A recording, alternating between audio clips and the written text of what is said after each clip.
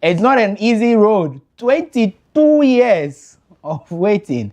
Finally, we got it yesterday. But it's a conversation that probably when Godfrey joins, we'll have a bite on that as well. But right here, we are back to serving nothing but the best of breakfast on TV. We airborne from now until somewhere around 10 a.m. where we finally land and make way for other programs to come your way. It promises to be bigger and better. It's already raining outside, I mean, especially here in the capital city. So please, those of you stepping out this early morning, be very careful as you begin your daily activities. And for those who probably might not necessarily need anything to do in town, please just stay at home. Enjoy the quality content WoezorTV will produce today. Just get some good food, good water, and then watch WoezorTV. Remember, you can also work with your laptop at home. A lot of things for us to take a look at this morning. You remember on Monday we started a conversation with Dr. Theo Achampon. Unfortunately, we had to go to Geneva when the president addressed the congregation there. This morning, hopefully, if we are able to have enough time, we'll play back that particular conversation we had with Dr. Theo Achampon on the exit from the IMF and also the new PTI that on which we have enrolled onto. What does that really mean? If we have the time, indeed, we'll play back that particular interview with Dr. Theo Achampon as well. And quite a number of things from other sectors also happening. Yes, the economy is rife on the table. A lot of people are talking about it as well. The management, the sustainability of the gains made so far. How far can we go with all of that? Is it time for government to start being reckless? It's a question quite a number of people are also asking as well. So we encourage you to join the show via all our social media platforms. Feel free to drop your messages under any of the live broadcasts, and then we'll read them out loud and clear. As I mentioned earlier, the weather this morning is raining across the country, but here in Accra, it's raining at some parts as well. The temperature currently hovers around 26 degrees Celsius. It's cloudy as well, but later in the day, the temperature is expected to rise to 29 degrees. So likely we might not experience that sort of heat that we had some days back. Today, it will be cold a little bit. The highest you might experience will be 29 degrees Celsius, but this morning it is 26 degrees. So prepare for it, but still stay hydrated. Drink a lot of water.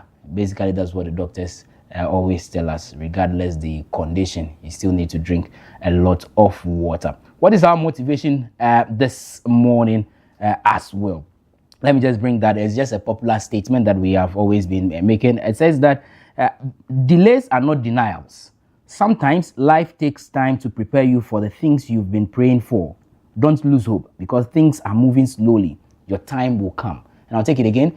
Delays are not denials. Sometimes life takes time to prepare you for the things you've been praying for. Don't lose hope because things are moving slowly. Your time will come. I'm just going to give you a simple example. Look at the life of Mikel Arteta of Arsenal. At a point in time when Arsenal was out, nobody gave Arsenal a dog chance. Even the most experienced coaches came in. You can talk about Unai Emery. When he had the opportunity to win the Europa for Arsenal, he failed.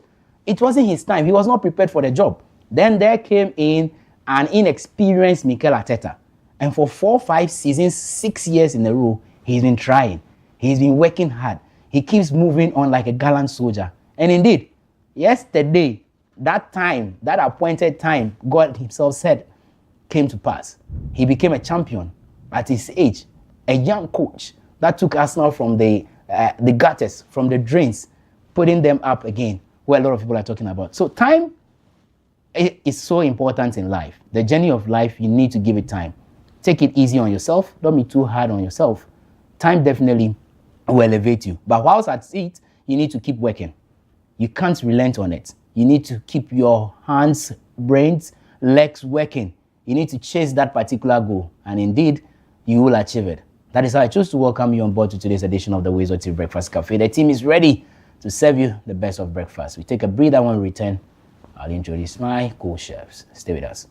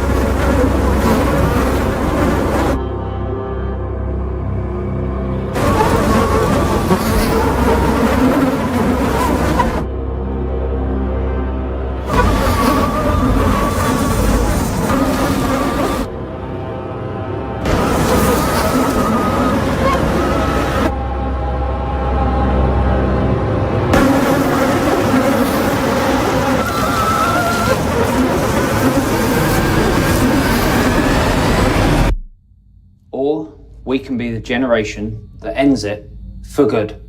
Malaria must die, so millions can live.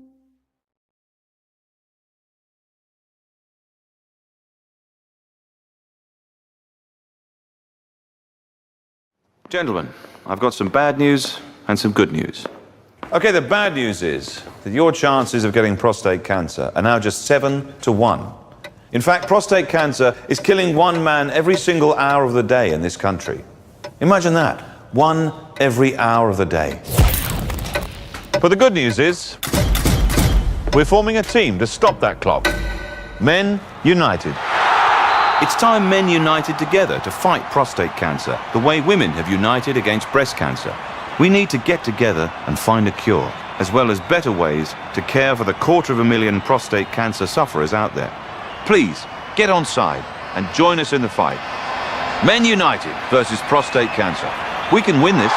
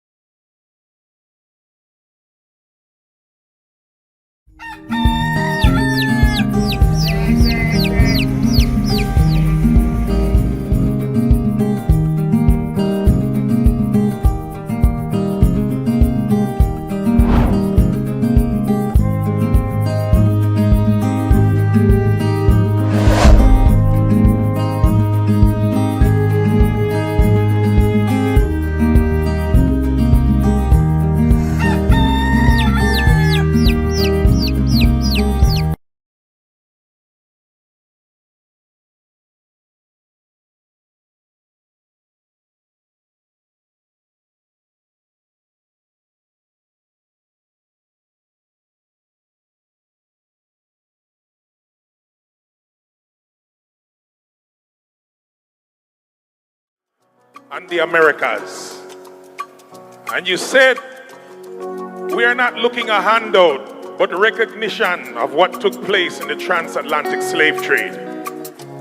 I thank you, my president. I am a child who suffer from this. Chains on my feet, whip in the hand. And tonight I sing a song to go along with your mission of reparations, not a handout, but to acknowledge. But we're gonna do it not just reggae style, we're gonna do it high life. A high life remix by me, Graham Smargan of Morgan Heritage. Oh, President Mahama,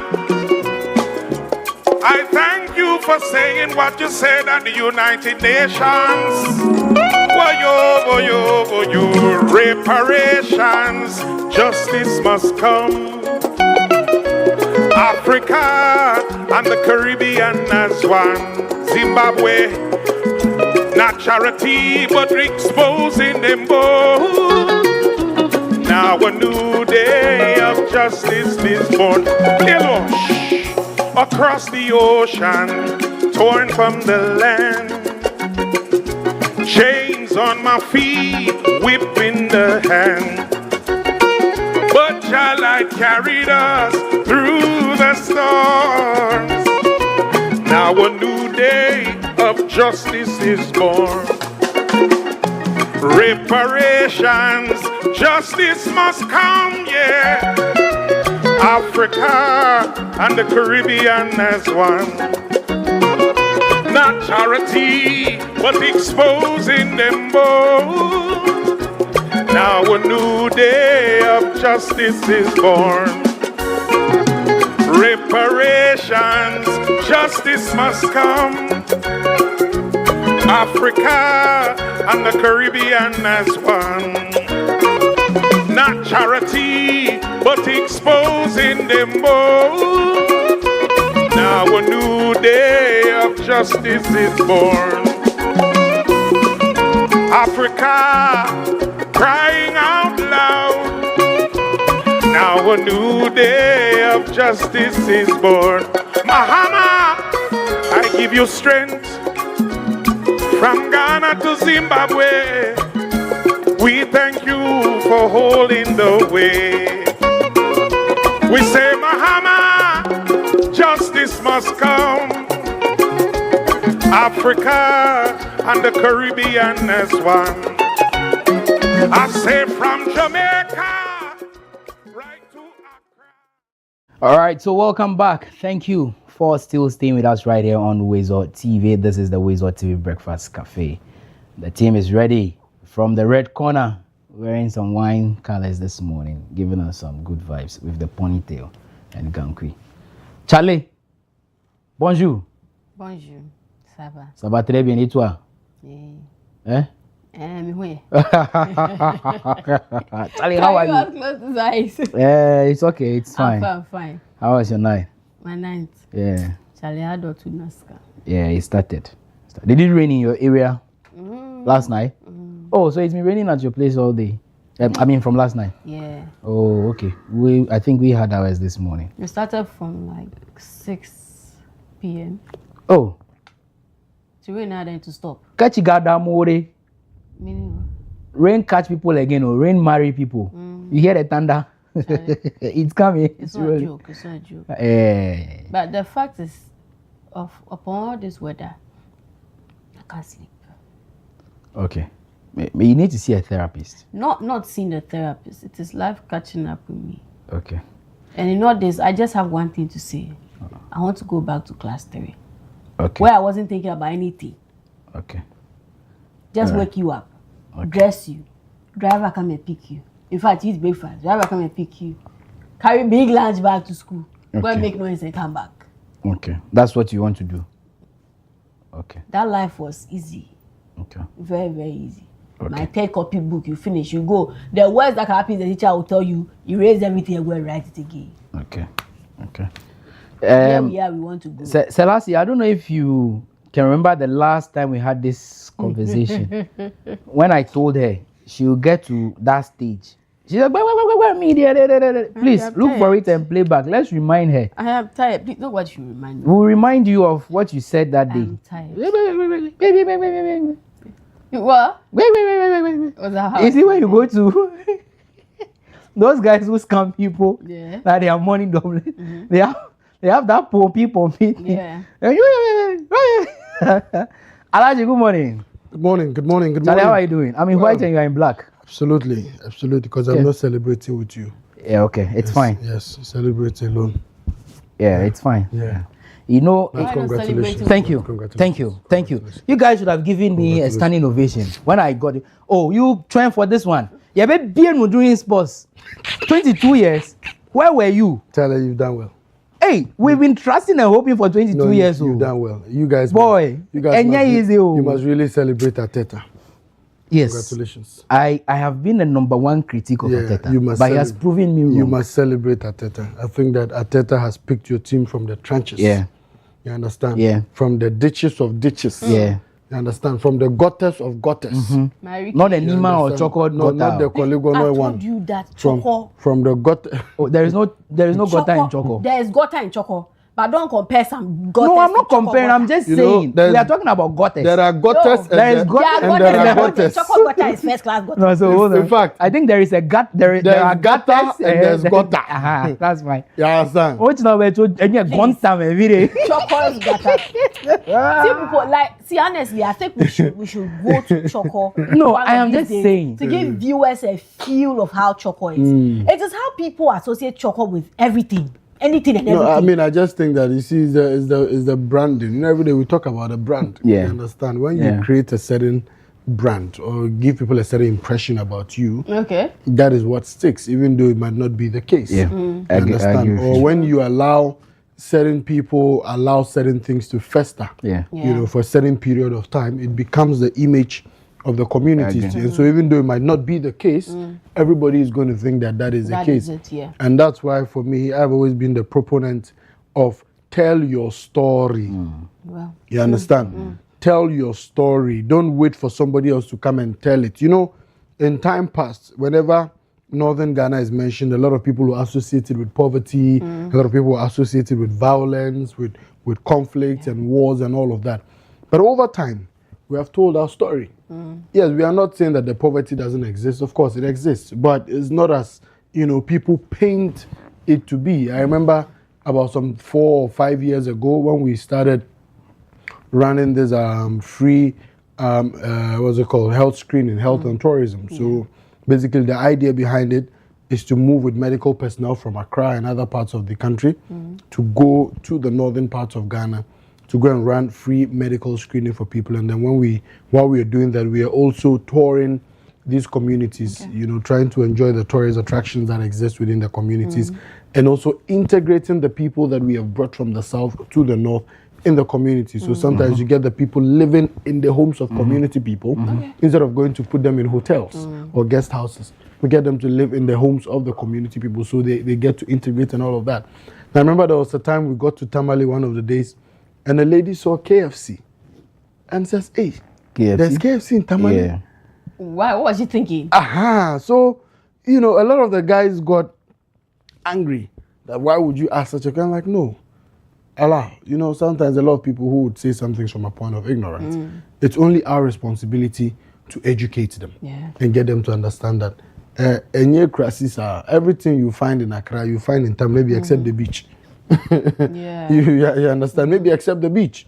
But of course, you would find really good hotels to sleep in Tamale. You'd find really good restaurants to eat in Tamale. You'd find the likes of the KFC, all the banks that you have in this part of Accra. You go to the north, you would find them. So I don't see what you would be looking for that you would not find. But everybody just thinks that, you know, it's a place bred with a lot of poverty and, you know, you find people drinking water with cattle no, it doesn't work like that. You know, the life goes beyond that. So I think that people from Choco would have to now start telling their story. You get it? When you go into the community, use your mobile phones, take videos of the community and let people see what the community looks like. It's recently that I've stopped, but I remember whenever I was driving to the north, at every point or at every stop, I'll take videos, you know, of some of the things that people would see on their way, all the way till I get to Tamale. And then, I keep posting these things on my story. So people say like, oh, really? Oh, okay, Charlie, me, I figure, if they go the road, it be some dusty road from start. No. We have tarred road. Every corner you pass, you want to go to the north, it's tarred road. From Accra, if you use a Kumasi stretch, it's tarred all the way to Tamale. If you choose to go through Eastern Corridor, through Dambai, you know, Bimbila, Yendi, all those places, it's tarred all the way till you get to Tamale. Now they are doing the Damanko road. I think they're almost done. The contractor is likely to even, hopefully they would open it up before the scheduled date. And so, you know, there's development happening in every part of our country. Of course, we must admit that sometimes it's slow, but, you know, Ghana is developing. So tell your story, own it. We complain every day that the Western media, you know, has painted a certain picture about us in Africa. But until recently, that we've started telling our story, that, you know, the social media, that we have influencers. And fortunately, we had the likes of I Show Speed, you know, come to Ghana and, you know, see the beautiful, you know, story that he told about not just Ghana, but even the African continent. I remember there was a time I picked a taxi in New York, and the taxi driver asked me, I told him I was from Africa, he asked me, so you guys live with the monkeys and the lions and stuff like that? Still believe that? Oh, yes. Oh, yes. There are a lot of people who think that Africa is some jungle. You know, when you talk about Africa, it's some jungle. They think Africa is like one big country. They don't know that Africa is even, of course, divided into different states or different countries. And so that's how bad it is. So people must own and tell their stories. You know, I don't know Choco. You know Choco. You say Choco is beautiful. The image I'd have of Choco is, the image that has been created or painted over the years. For me and for many other people, it is like that. So we must do. But me on a real, even if you mention Choco, the first thing that comes to mind is boxing.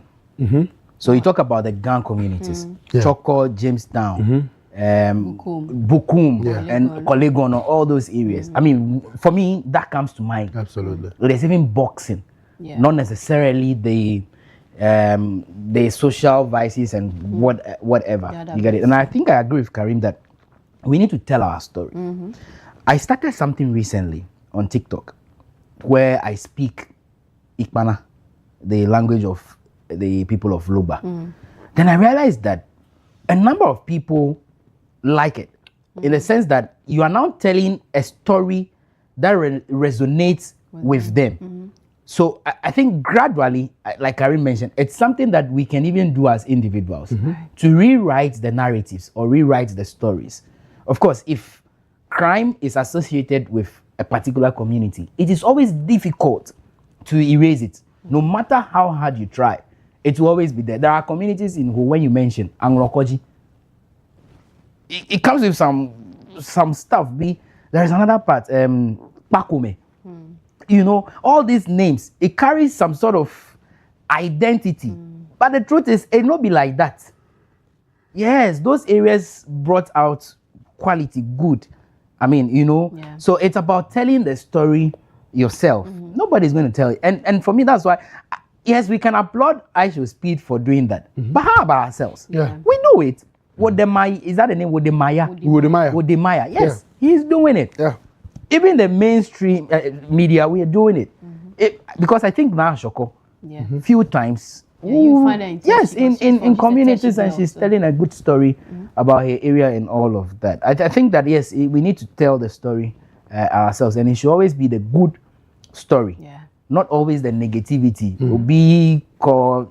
No. Those are moral issues. How moral are you? How morally right are you as compared to the person? So leave those ones. There are things happening in the community, and I think social media is the wave now. So what are they doing with their mobile phones? Record something good, put it out on the internet for people to see. So that's it. Talking about the communities and then their identities as well. So I think moving on, the Choco, they have to do better. They really, really have to do better. Which is closer to Kolebu? Choco. So it's not, Kolebu is up there. It's on the other side. Okay. It's closer to Kolegono. I watch a Kolegono, I watch a Kolebu. Kolegono ninja. Okay. Kolegono ninja. No, you can't hit Shatawale. Yeah, we can't. So even the community. One thing I love about the Gan people is how creative. I swear you, they are. So when you pick Ghana, you're looking for some of the very creative people. You find them in the Gan communities. You find them in the Ewe communities. I think these are two ethnic groups that are very creative musically. When it comes to dance. Let me just put it in performance art. There's, I don't know how you guys do it. But they see when I minister. I don't know how you guys do it. Tourism. Now they give her name. That was dancing minister. No. They say she be minister for tourism. Yeah. Exactly the things we keep saying. It's how will you sit down and think like that? It's unfortunate. You see, for a very long time, a lot of our history has been distorted. And this is someone who is doing her best to ensure that we streamline that history and make it the authentic history of our country. And people are having issues with it because they feel that it is an attack on their ethnic groups. And it's just unfortunate. And it all started with this Fugu thing and then Kete or Kente, if you want to put it in, and all of that. Just quite unfortunate. But I don't want us to dwell a lot on it. Like I was saying, I think that Gan people are very talented. When it comes to dance, when it comes to music, when it comes to even drama, it's just beautiful to see. And of course, same with our Ewe brothers and sisters. For instance, you want to count the number of musicians in Ghana, you'd count some good number of Ewes in there. You want to count some really good dancers in Ghana, you count some good number of Gans there. Talks of the likes of the Ajete Sowers, talk of the likes of Charlie. It didn't do so mean to me, but we crime refi. But you know, it's there and it's beautiful. It's really beautiful to see, and we must focus on developing those talents. Identity. Yeah. There's a video I saw yesterday. I think it was the Zonda lady. You know, she's a CEO or so. And it was very intriguing and very interesting. You know what she said in that video is that in China, that they worship skilled people. Take that again. In China, that they worship skilled people. They hail skilled people. TVET. Yes, TVET. So use it in that. Yeah, thing, they said so they don't respect people who do administrative work in China. And when I listened to her, then I looked at our country. we rather respect those who wear suits and tie and go and sit in the office and do nothing. I'm stating fact. They go and sit in the office and do nothing. Enjoy AC. Enjoy free AC. Enjoy free fuel. Enjoy free car. Then they have national service people that they'll be sending around to go and buy wache and go back. Some of them, you go to their offices and that is where they do pedicure and manicure. They do office service. Yeah. They are playing Candy Crush on their phone. Those times, it used to be, there was this one they used to play on their computer. Oh, God damn it. Is it the one with the old Pentium, whatever? Yes, with the I don't know whether it's a dragon or what is it that's spitting those balls. Yeah, I see. Oh, the ping ball. No. Is it a ping ball or something? No, there's a name for that game. Oh, okay. Those times when you go to the offices, that is what you find them playing. until smartphones introduce Candy Crush. Then you go and find them playing Candy Crush in the office, doing absolutely nothing, and expect that people must bribe them to do work that they are paid to do. You see, that is a problem we have in our country. Like, I listened to the woman yesterday and I was like, wow. Yeah. Wow. Yeah. That they worship skilled people. And you see, that is the future. I heard PwC also released a report recently this morning when I was coming. I was listening to Bernard and Co. And they're talking about it as well. That skill is way better than the degrees that we gather. Very true. Yeah. But Karim, just look at it. Weigh the options out and see. Somebody you completed basic school or junior high school, let me put it that way, or SHS with. Yeah. He decides to go into TVET, go and learn trade for 3 years, maximum of 3 years, 2.5 years. Yes. So he served the rest 6 months as Akpedada. By the time you enter into, so let's even use the basic school, junior high school. By the time you enter a secondary school and complete, he is a master. He will surely one way or the other open his own shop somewhere. He will start getting contracts. By the time you complete SHS, the guy is on some big contracts, making a lot of money. So it even pays, the TVET even pays more than you and I who is wearing this white and a suit and tie all the time. Look, I always use this motorbiker from CP. Each time I get there and I'm running late, I use that biker. The guy speaks very good English. Yeah. I've just not had the opportunity, the time to have a deeper conversation with him as to why he didn't further his education or why he is into that business. But he tells me what he's getting from that business. The guy is not in suit and tie. He is in a normal plain cloth with the protective riding gears, with his helmet and all. Nice guy, fresh guy. But he's riding motorbike. And the amount he makes, even at the end of the day, passes what you and the people wearing the suit and tie earn in a day. Oh, yeah. You get it? Why are we not channeling our attention towards TVET? I think the government is doing a lot. But we need proper orientation. Yeah. Now, even me, I'm always admonishing my child to learn hard and become this and that. I'm not thinking of, as now, Charlie, I want you to finish quickly and get some welding job and do. You know, right from the home, the notion has always been, or the preaching has always been, go to school and become this. Go to school. And they don't even tell us, go to school and become a teacher. Yeah. Sure. No, nobody tells us, go to school and become a teacher. Go to school and become a minister. Go to school and become a president. Go to school and become a politician. Go to school and become this and that, an accountant, a banker. Why is nobody saying, go to school and become a welder? Or an engineer? let's brothelize it. An engineer. Even an engineer, you need to go through the ranks. You need to get the degrees, the whatever, before you can even get that title. But there is somebody who is not an engineer who is doing much better than even the one with the accolades. Yeah. Why are we not challenging our mind towards it? Karim, and it raises a fundamental issue. What is our identity as a country? I don't know if you get it. You talk of America, there is one or two, there are one or two things you can point out to and say that this is America. You talk about China, like you mentioned, you know they are into something like this. You talk about France, you talk about Germany. These are the things they produce. These are the things they are known for. Ghana, what are we known for?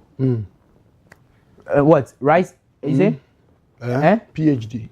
Gold mine. Pull him down. Pull him down. Pull him down. I mean, this is a very serious issue. I brought it back here. No, Karim. No, I agree with you, Randy. Talk China. I agree. It is about creative, like tech. I agree with you. You know, the child in class 6 is able to manufacture this thing we are holding. This thing, old men like us will be opening.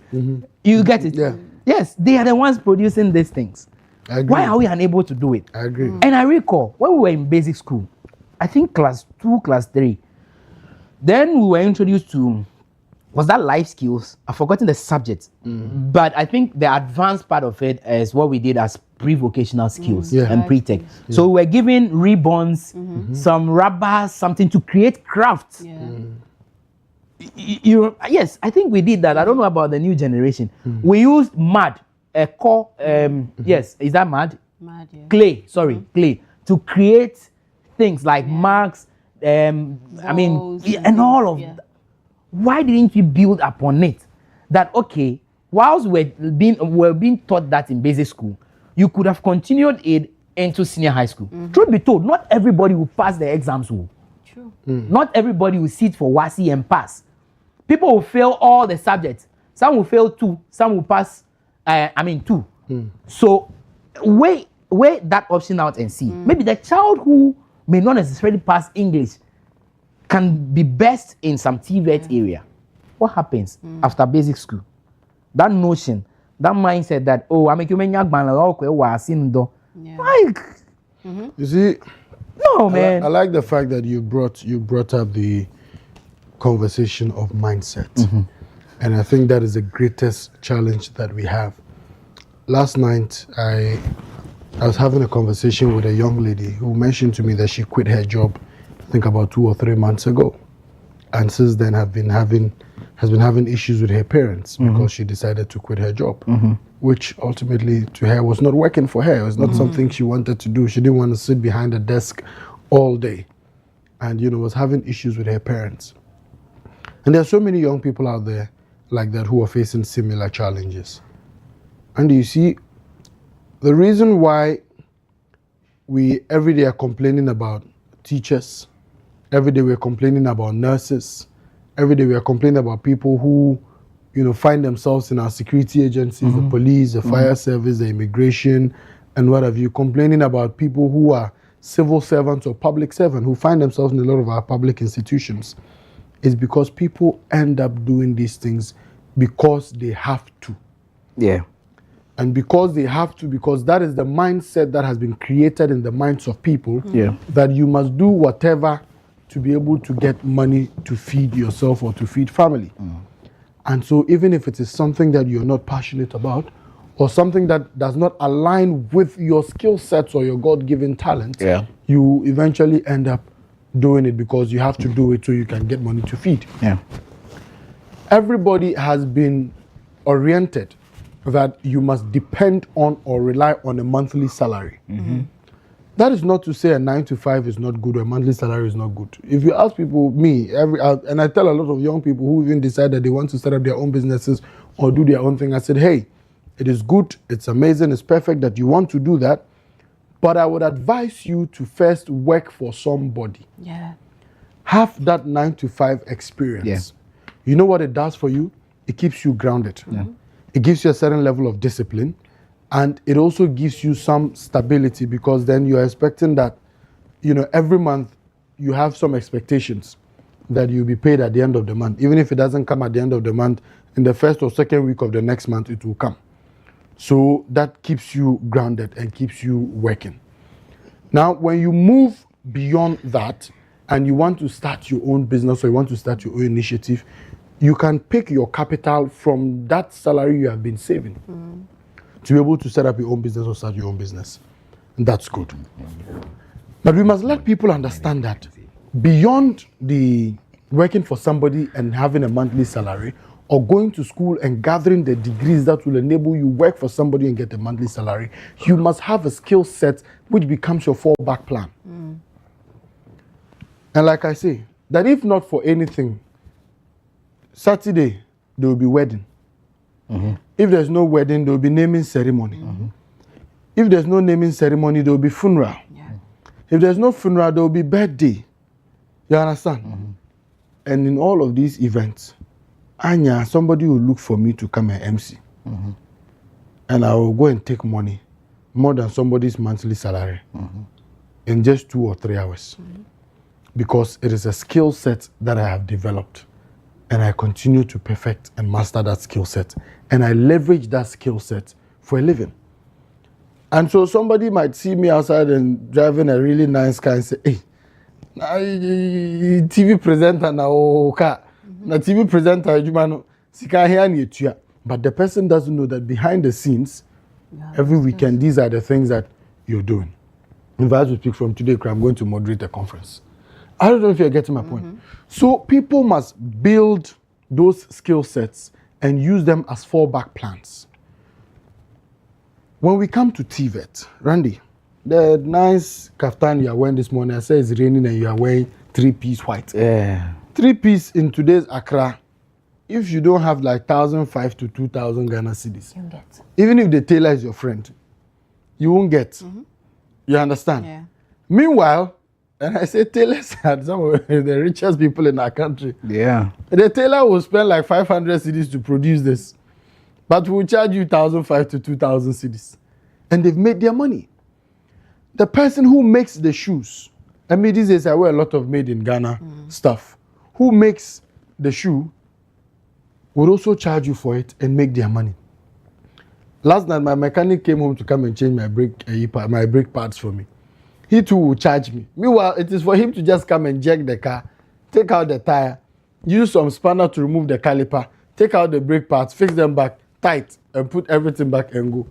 But Oria, anya na nyane 2 million, and only 3 million. Obeji na what they call. Nas hair, hairdresser. So we must start orienting the younger ones that, hey, it must not and should not always be about going to sit in the office to work for somebody. Today you go around Accra and you'd find a lot of the young girls who are nail techs, who are lash tech, or how do you call them? Lash techs, who are making wigs and revamping wigs and doing all of these things. Some who are even doing piercing and all of that. Every young person today, find quite a number of them who are trying to do something for themselves. And I find it very attractive. And I find it very beautiful. And can come on, you get it. So they're doing something for themselves. What we must now focus on and do as a people is to see how best we can formalize a lot of these trades or a lot of these skills that a lot of these young people are developing. And when I talk about formalizing, how do we get them to register with the register of companies? How do we get them to register with GRA? How do we get them to register with Senate? So that they are paying their taxes as they're supposed to, and they are also paying towards their pensions. So they are not just running a business and doing hand to mouth or using to do chop, but you're running a business, you're paying the necessary taxes to government, you're paying towards your pensions, and you're also equally even investing in other things and creating more jobs for more people. That's how we need to look at it.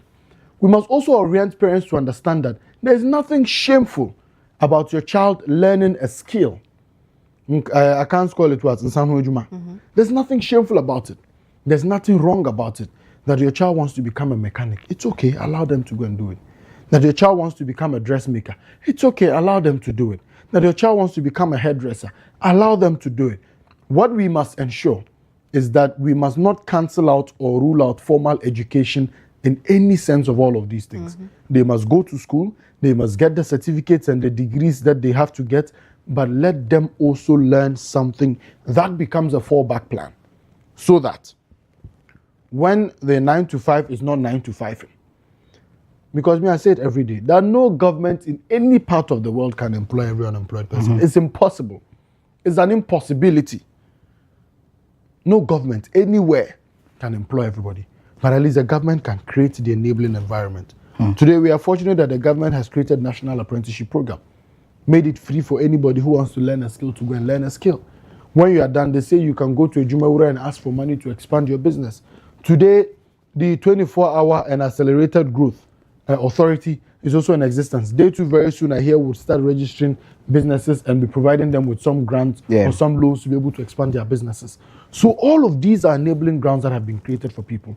But we must reorient parents to understand that not everybody must be a medical doctor. Not everybody must be an economist. Not everybody must be a lawyer. Me, I fought with my house people when I wanted to go and do theaters, dance and music. Oh yes. It was both bars, back and forth. You could see and I'll say, oh, odontology. But today, I'm sure everybody in my household has come to understand what I do and how important it is in the scheme of things. And yet, I'm not a burden on anybody. I don't go around begging anybody for money to eat.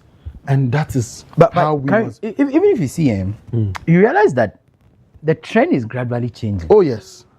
If for nothing at all, I think unemployment or unavailability of jobs has given us that room for people to just transition from the quest to always wear suit and tie. Yep. And I'll give you examples. There are people who completed nursing schools, nursing colleges or nursing training colleges. And for 5 years they've been home. Yeah. No postings. Are you going to be at home all throughout? Most of them have started something, a side gig. And we're going for demonstrations every day. Well, the ones who, and trust me, there are people who go for that demonstration who have something doing. Yeah. They are either into the large thing you are talking about, they are the ones selling perfumes, they are the ones, I mean, they are doing something. Yeah. You get a point. So I'm just saying that if we build on that, the orientation that, but why do I go through the stress of becoming a nurse when there is no posting? Yeah. When there is no facility to even work in? Why don't I rather turn attention to some TVET and move on with it? Scaring, it will also shock you to know that people actually went to these TVET schools. Yeah. Imagine somebody going to technical university, doing fashion or however it is called. That person is out of the school and is expecting some suit and tie job in some bank office or some air-conditioned office. Waiting for 5 years, 10 years, you are sitting at home. When indeed, you have actually acquired the skill. You have acquired the certificate in addition to it. And you are waiting for somebody to employ you. It is the orientation. Yeah. It is the mindset. You are shy to open a shop and start tailoring. You are shy to open a shop and start doing hairdressing. Sure. Who will employ you? The jobs are not there. Yeah. Government cannot absorb the last time we had a conversation with the teachers, they mentioned over 100,000 or so. Yeah. Government cannot absorb them in a year or two or four. It's impossible. It is impossible. Yeah. So we need to start it, and it starts from the home, and that's why I keep mentioning the home. It is our parents. Which parents will wake up, even if your child tells you, I want to become a shoemaker, you watch the person with some sort of awkward eye. Shoemaker saying, yes, you get it. Shoemaker saying, I recall my kid brother back then, Ellie will tell you, I want to be a shoemaker. And trust me, in the family, he is the one with the TVET skills. He does everything. Last time we had a funeral at home, we didn't pay anybody to come and paint the house for us. He did it. If there is an electrical problem, he works on it. You see? So it saves some sort of cost. Why do you wait for somebody to necessarily come and employ you? And I think it's from the home. The church, how are we grooming the young people? Yeah. What message are we putting out there? Is it always about the grace? You become, no, how do you become rich? Yeah. Is it always about sowing seed? People have been sowing seed from the time we were born. They are still the same.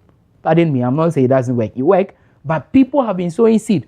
They are still the same. The old lady in my church who has been contributing from day 1 up till today is still the same. Nothing changed. What message? Can we change the message in a different way? When we go to the market, there are some, these market women are the richest we have in society. Bossu. They tell you. Charlie? Hey. They will come home and you ask them for money and they buy Hey. They make money. Boy. The money those people have. I said my grandmother used to sell cocoa. at Boiler Station. Those people are the richest. Cocoa salad. How do you run at a loss? I said, Randy, Cocoa akpeteshi. Why do you run at a loss? anything you just go and ask her. All she needs to do is, you know, the way Open they used here. to tie the, Yeah, man. then she remove it, then open Thank it. you. Then as you start the thing inside there, it's inside the handkerchief. Yeah. Then she will untie the handkerchief. Then the actual money will be inside rubber. The rubber is in layers. The rubber is in layers. So they untie the first one, untie the second one. With their currency. Yes. So if it is 200 notes, they She are know- stuck yes, somewhere. yes. 100. And she will remove for you. I'm telling you. Look, you see, not all of us can be entrepreneurs. We understand that.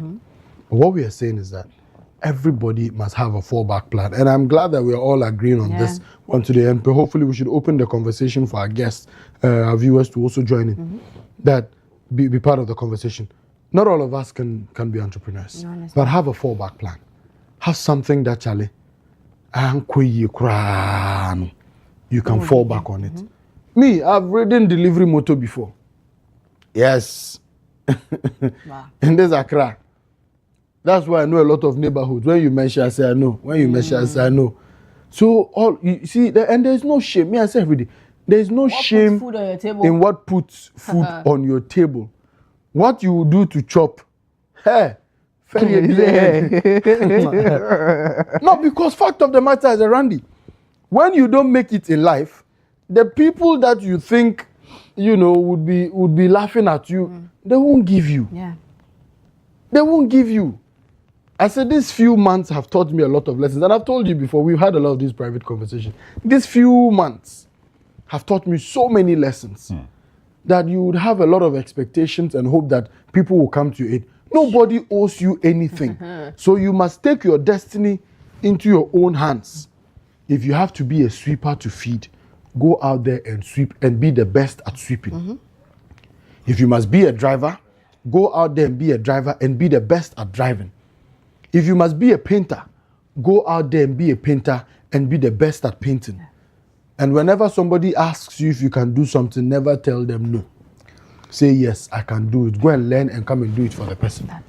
That's how you survive. Oh. That is how you survive. It is Takashi, Isha, Allah, and vibes. And you must learn something. This whole thing is society. Yeah. Yeah. I read a story, and it's a real life story.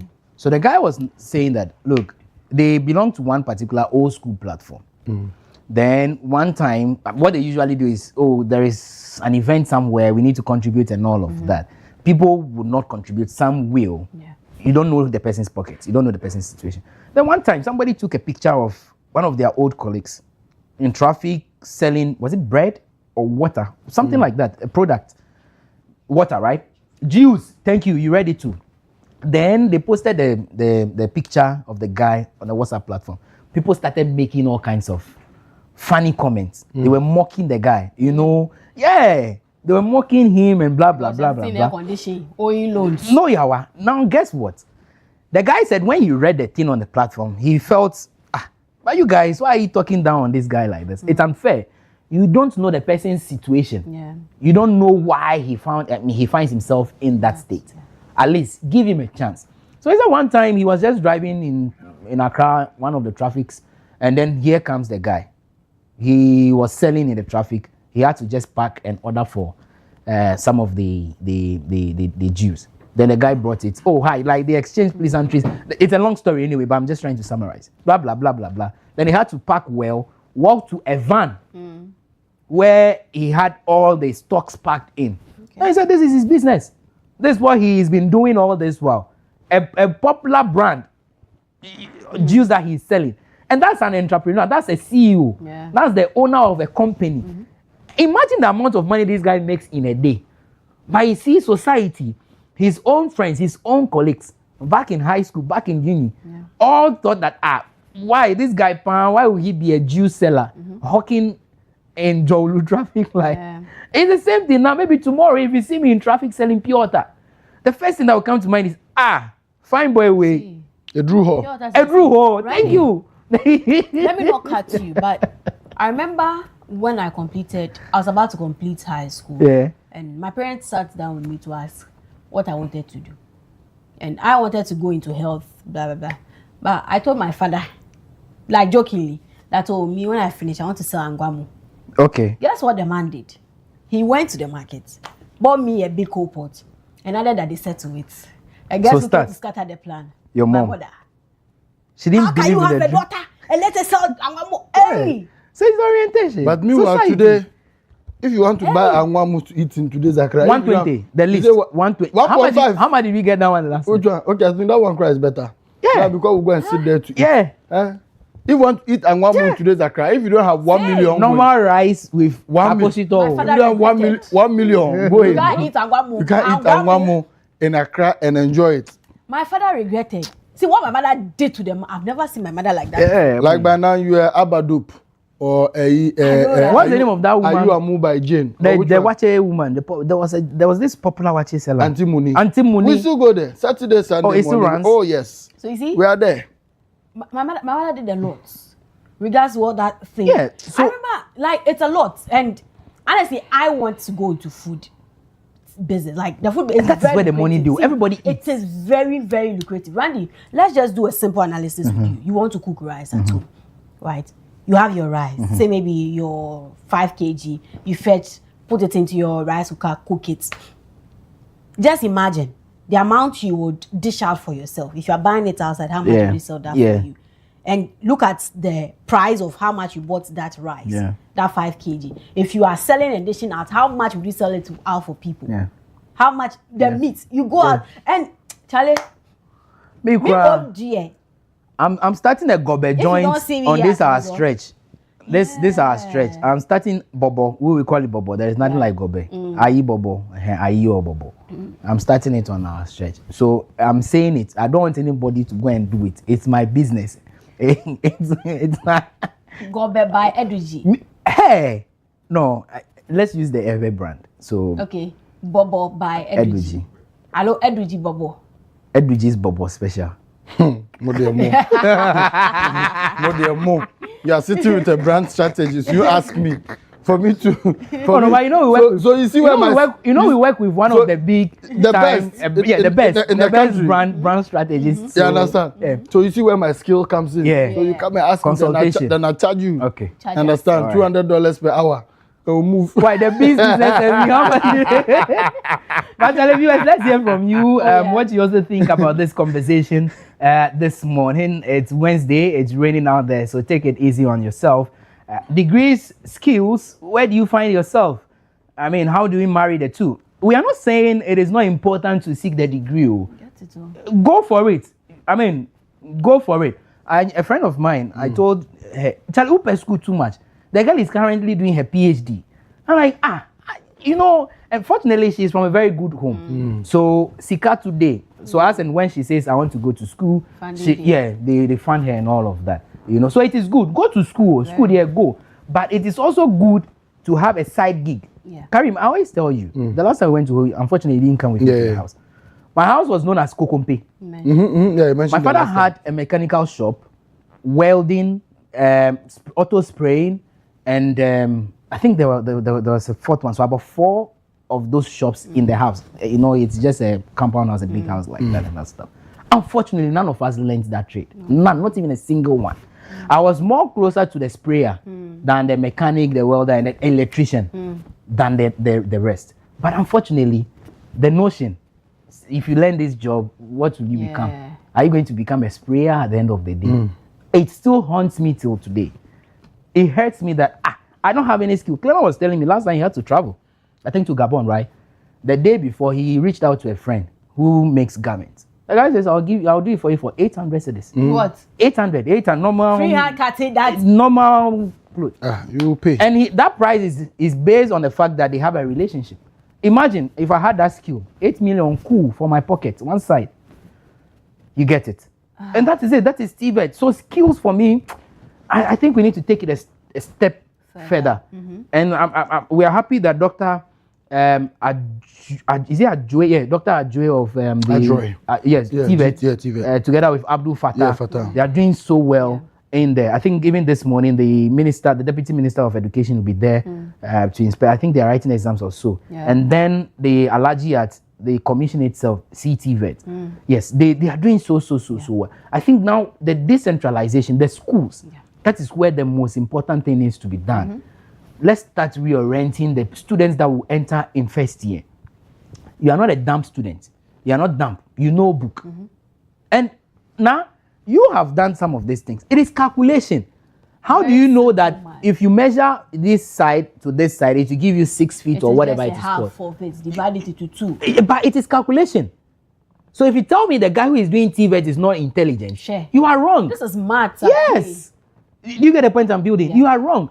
How will the mechanic who is using hammer, who has not gone to the best school, who has not got the degree, but knows that when he hits this particular part, this thing will be repaired? And they are the finest, mechanics we have in this country. How are they able to do it? It is calculation. So you can't tell me that that guy is not intelligent. You might be flowing well in English, but focal for you. You speak English and go home with what? Empty pockets. The mechanic goes to shop, gets himself dirty, soaked up in oil, comes back home with what? Kudi. Lots of money. You know. So that is it. Degrees or skills. Let's take a quick break, right? Or do we have a caller? Let's go and come back and pick the calls. Sure. Yeah, let's take a break. When we return, we pick calls.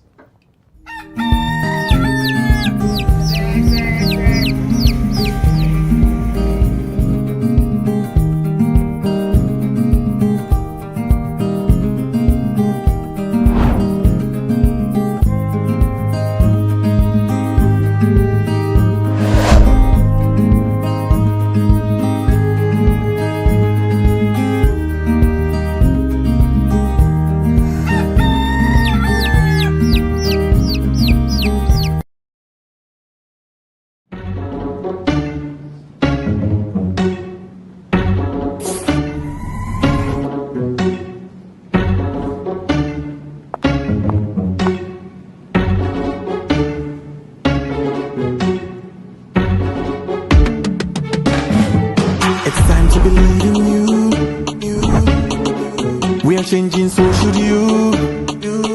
If you're dreaming, don't be afraid. And in the valleys, keep your head up high. Dare to dream with Puma drinks. Puma, yeah. Believe it, you can achieve. Puma, oh yeah. Clap your hands for the whole new vibe. Make we set the blessing. Oh yeah, come alive. Let me hear you.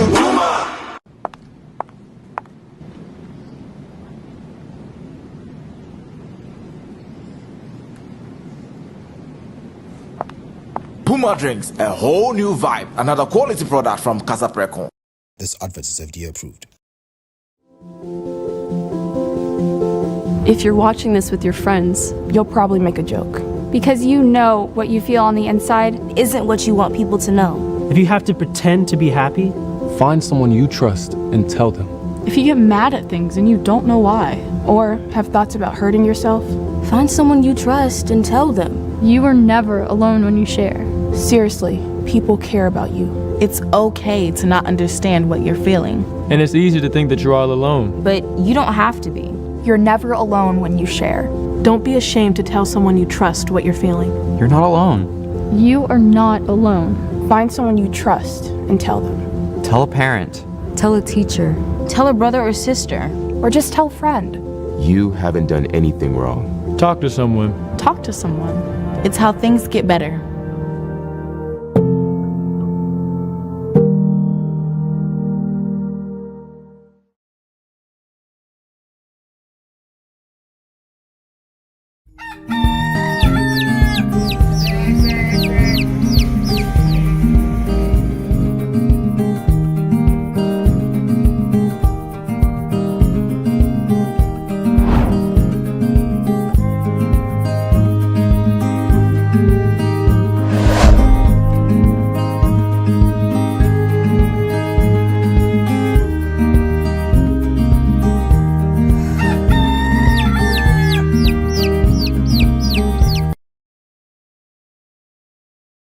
Alright, so folks, welcome back to the WoezorTV Breakfast Cafe. This is indeed a conversation we've been having with regards to degrees or skills. What do you think? What do you make of this? Let's hear from you as well. 055-269-7939. 055-269-7939 is the number to call.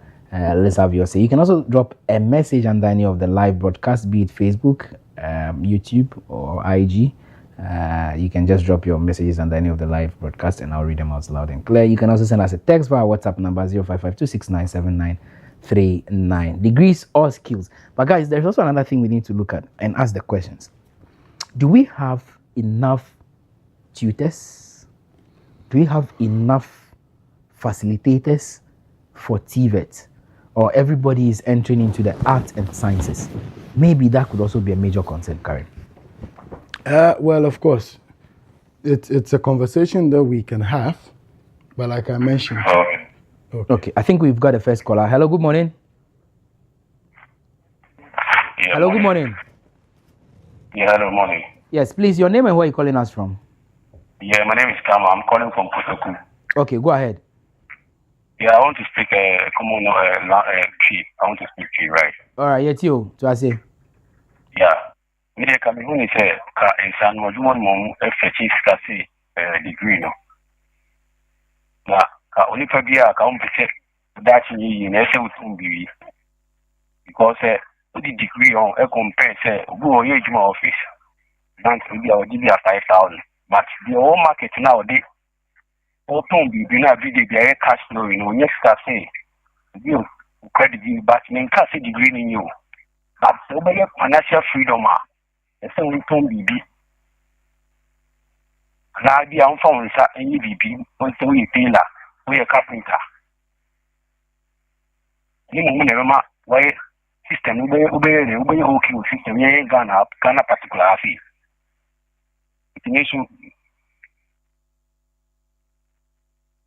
Okay, thank you. Thank you so much for speaking to us as well. Let's hear from you also. What do you think about this conversation? Degrees or skills? Where do you stand?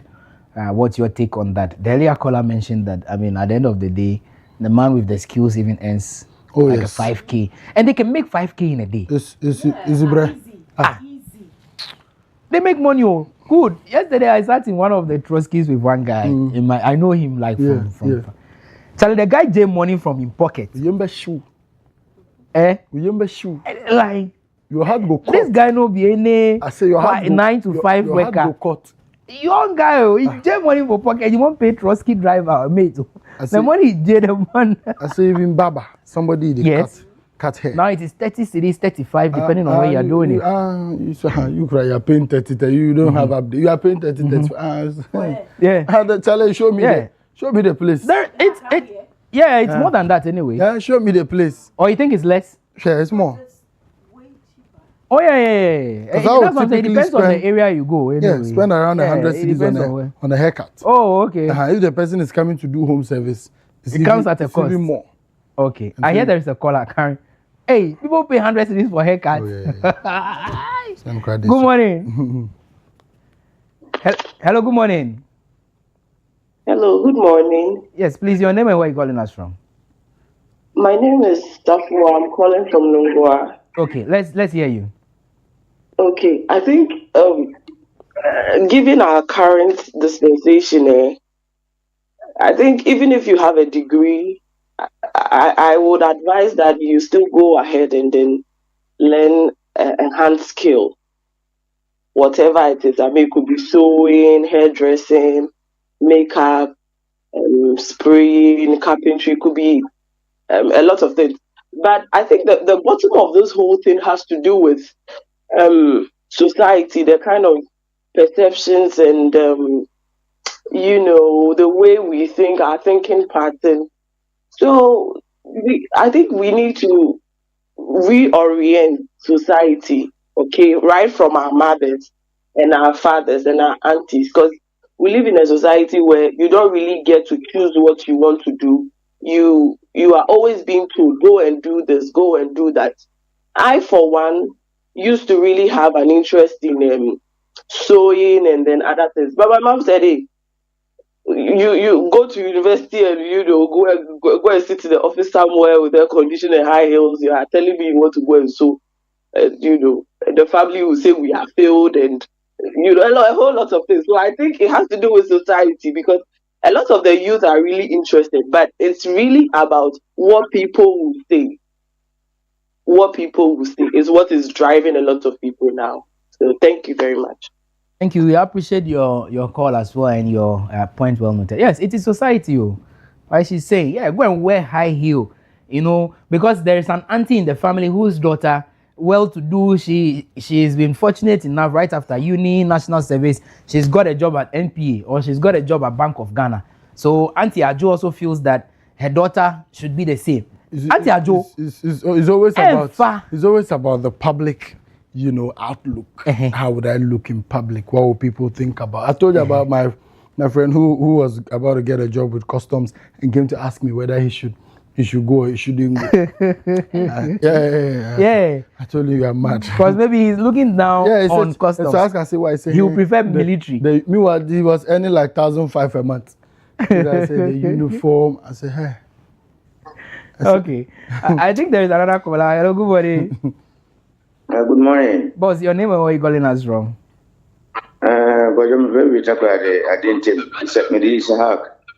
Okay, Yantio. Futu mo de mayan ko de ba bo yutu no ngasa se desam ngola na ba mo mun pe mafia kura mese ni na so juma mi yen yi na so me ni apprentice ba kun bo carpenter no no kwa na ni apprentice so ndi a muntu mo ja futu enta nko so pa se le ba ya ngola no mo che juma na ni je buku nko a madam say. Right. It's difficult to get artisans. Apprentice. So that's why a lot of our Togolese brothers, they come. They come and they are taking all the jobs. And people, you see, Charlie, I say every day, opportunity doesn't come to you. You must create it. You must look for it. You must go out there. A lot of the young guys today, everybody wants quick money. But Karim, yeah? If you're an apprentice, you are fed. Your master will give you lunch. Sometimes if you get at the end of the day, he will give you some token for transport. Sort you out. You are home, you are not doing anything. All you do is wake up, sleep, and then eat and sleep. Master say, come and learn. Yours is to go and carry trowel, carry mortar, carry blocks. If you do by day, now they charge him, I think it's 250 cedis or is it 280 cedis? 250. In a day? By day, yes. In a day? Yes. Yeah. Yes. 2,050,000 cedis. Charlie. Hello, good morning. For doing what carrying pongpo. Yes. Messing with. Good morning. Yeah, okay, good morning. Good morning. Yeah, good morning, please. Your name and where are you calling us from? Prime Nicholas, my friend TV. Okay, Nicholas, you. Mostly, me will university this year. I'm a national service this year. What's about friend or say apprentice as like one more now, a juma, one more skills, they are not ready to adapt to the new system. Like senior man, who could do mason a chi, who could do carpenter chi. Like fully used tools are ma a jumayamre. Bayana, yeah, papa money, my memo, madasha carpenter, well, that for ne one. They are not ready to adapt to those systems. Diana, Natalie, and your man so son. And I hear you to see my once you see, so I am my grandpa say, go school. Kwenya by your juma na bet no office.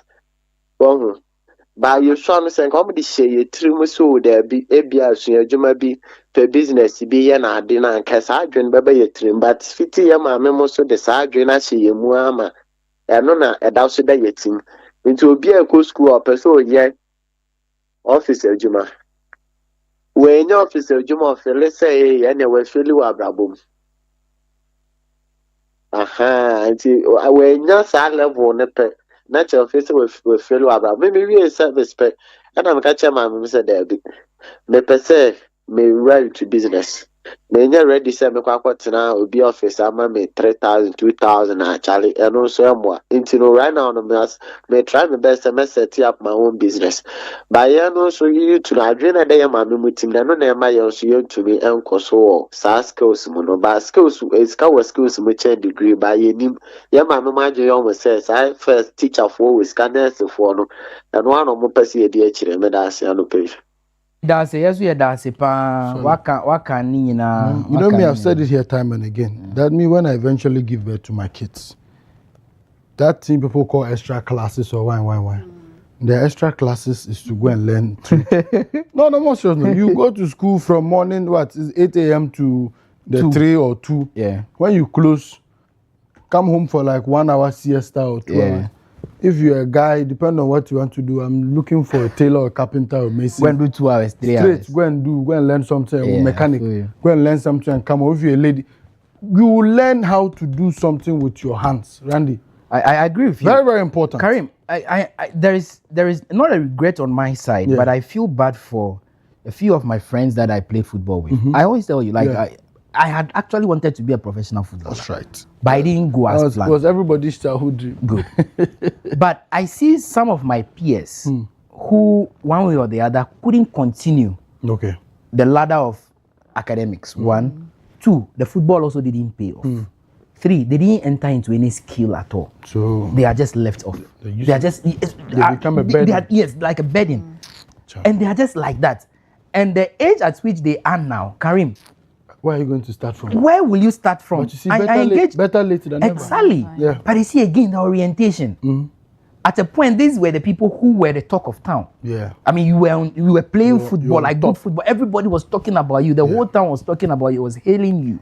But are you now going to go back and start learning carpentry? It is not too late. But at age over 30 years, over 20 years, do you get a point? Yeah. Are you ready? Is the mindset tuned to that? Can you conform to the rules and regulations by your master?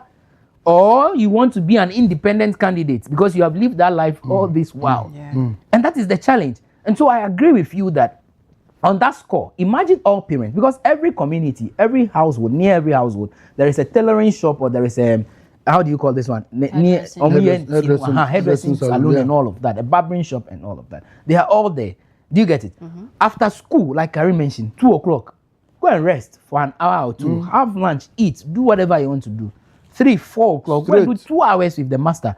Fortunately, the government is even introducing 24-hour economy. So we'll have barbers working all over the night. You have tailors working in the night. Because they do it during Christmas. When it is season, they call it season. They work 24 hours. So it means that it is doable. You learn after school, after the hard books, you learn. Get a trade. So that at the end of the day, Charlie, if the mainstream education fails you, because there are people sitting at home with masters and PhDs, because they've not had any skill development. They can't go into it. They can't open shops. They are waiting for government to employ them. And they feel big. And that's why a lot of people keep gathering certificates. Because school, we're undergraduate, we're national service, or Juma, into a masters, they are third time. Or your first masters, we are still on Juma, or second masters. Or second masters, we are still on Juma, or some PhD. Certificates now, Obaba, not one, or they quiet then. No, all the old Baba not quiet then. Because we have always said that when you do your undergrad, try and do something. Get some experience. Even if you have to volunteer and attend somewhere, try and get some experience even before you decide to go and do a master's. People go and gather all of these certificates hoping that makes them employable. No, it only makes it difficult for somebody to even want to employ you because they cannot pay. And because you have no real-time work experience. You have a PhD, but you have no experience to back it. So I have a funny message. What is done with this level of education? I don't know.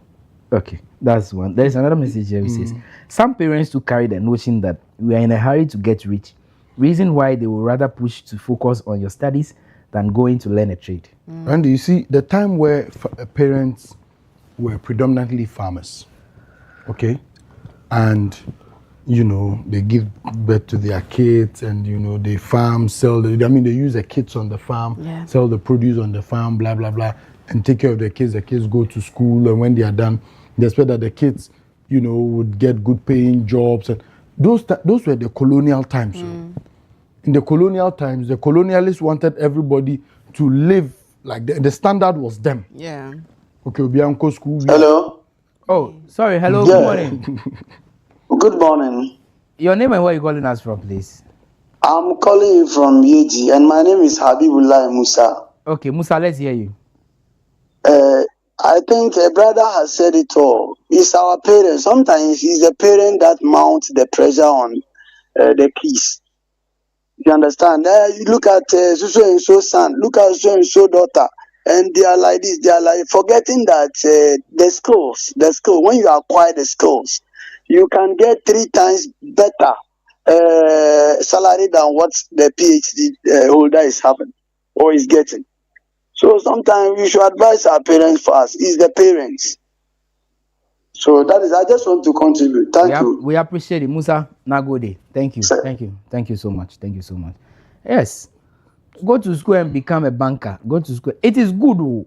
Look, viewers, don't misunderstand and misconstrue what we are saying.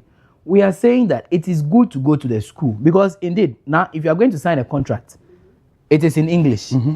If you are unable to read and understand, how do you sign? How do you sign? And there is this joke about some Ghanaian players back then.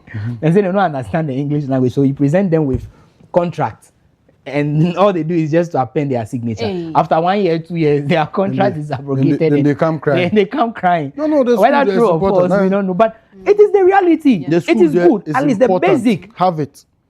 Because even conversation, when we meet and we are speaking the English and having intellectual masturbations, it's nice. But when we meet and you can't engage like that, how do you go abroad and you get it? So as it for is the school, the 1 + 1 + 2 - 3 divided by 4, you need those basics. Nobody is saying speak English like how Nas speaks English. No, once we understand. You need the basics. But hold on. The Obronis that they arrested, was it 2 days ago or yesterday? How well do they speak English? Yeah. The guys they arrested on the way, the ones manufacturing the Chinese phones people, and whatever. How best do they speak English? But they know that. Hello, good morning. Good morning. Please, your name and where are you calling us from? I'm Olivia calling. Olivia calling from where? Gomwa Port. Okay, Gomwa. Let's hear you, Olivia. Go ahead. Yes. Oh, fine. Yeah, no fear, no, mommy, me. I'm modern parents that me for that oh, Baboni, Dilem Yalebian. Tani oh, be a advice. I'm married. It will be a woman hour. Oh, John Lacho, I be getting a hotel and again he was mobile. Language, open only late is not only. The war, baby, dear parents, because parents are me. My mammy, Wallemia, we are nipping it. Do advice of your school. Just spend what you where one and what is one and be near one. Wow, it was what I was saying. One come on advice and maybe I can blame a half parents. For parents, Tom. Okay. The war fan, I mean, you tell them about getting it. I'm a clear one. Okay. All right.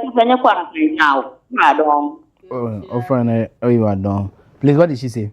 She's saying that many a times people tend to blame their parents, but you see, the children too. They are part. Because a parent would say, oh, maybe Randy, because of A and B and what I see you do maybe cause A or cause B, but the child too is telling you, keep quiet. I have gone to school. What do you know? So leave me and let me do what I want to do. So they kind of like chat part for themselves. Now they get stuck in the middle and then the parents are being blamed. Okay, I agree. But you see, there is always a meeting point. Now, at my age, if my father says this, I have an opinion, but I can't take that decision. If my mother says this, I have an opinion, but I don't have an alternative. I can't do what they don't want. Right. Yes, I understand generations change. Maybe the new generation will have a different feel or a different vibe. But I'm saying as a parent, now you have oversight responsibility. Since I pay the bills, since I am the one looking after you, I have a majority say in whatever you do. I am not saying I'll change your career path for you, but I have a say in that. Right. So when you say, let's leave it for the children, it might be dangerous because at the end of the day, when it goes and bites hard, it comes back to you. The parents. Let's answer this call. After this call, I have a bite on this. Okay. Hello, good morning. Yeah, good morning. Boss, your name and where are you calling us from? My name is Seyford, calling from Adam. Okay, let's hear you.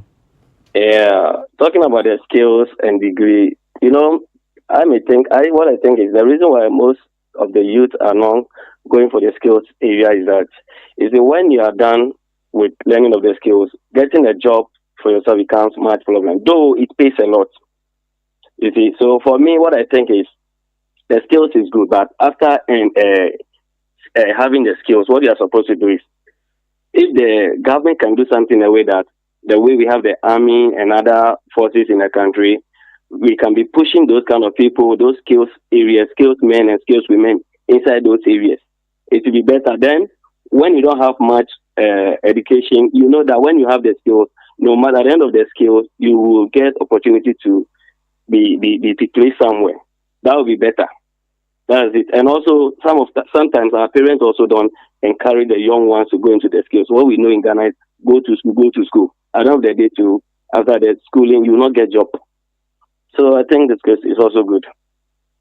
Thank you. Karim, before you come in, just to add up to what he's saying, I mean, I think where government can come in is they needed support, the funds that will support some of these young people who want to enter into the skills. So indeed, it is a genuine concern. After you've gone to learn the tailoring for 3 years, you graduate or you pass, and then what next? You don't even have money to buy your own machines. You don't even have money to rent a shop. So it is agreed. I think it's something that maybe we can look at from another angle as well.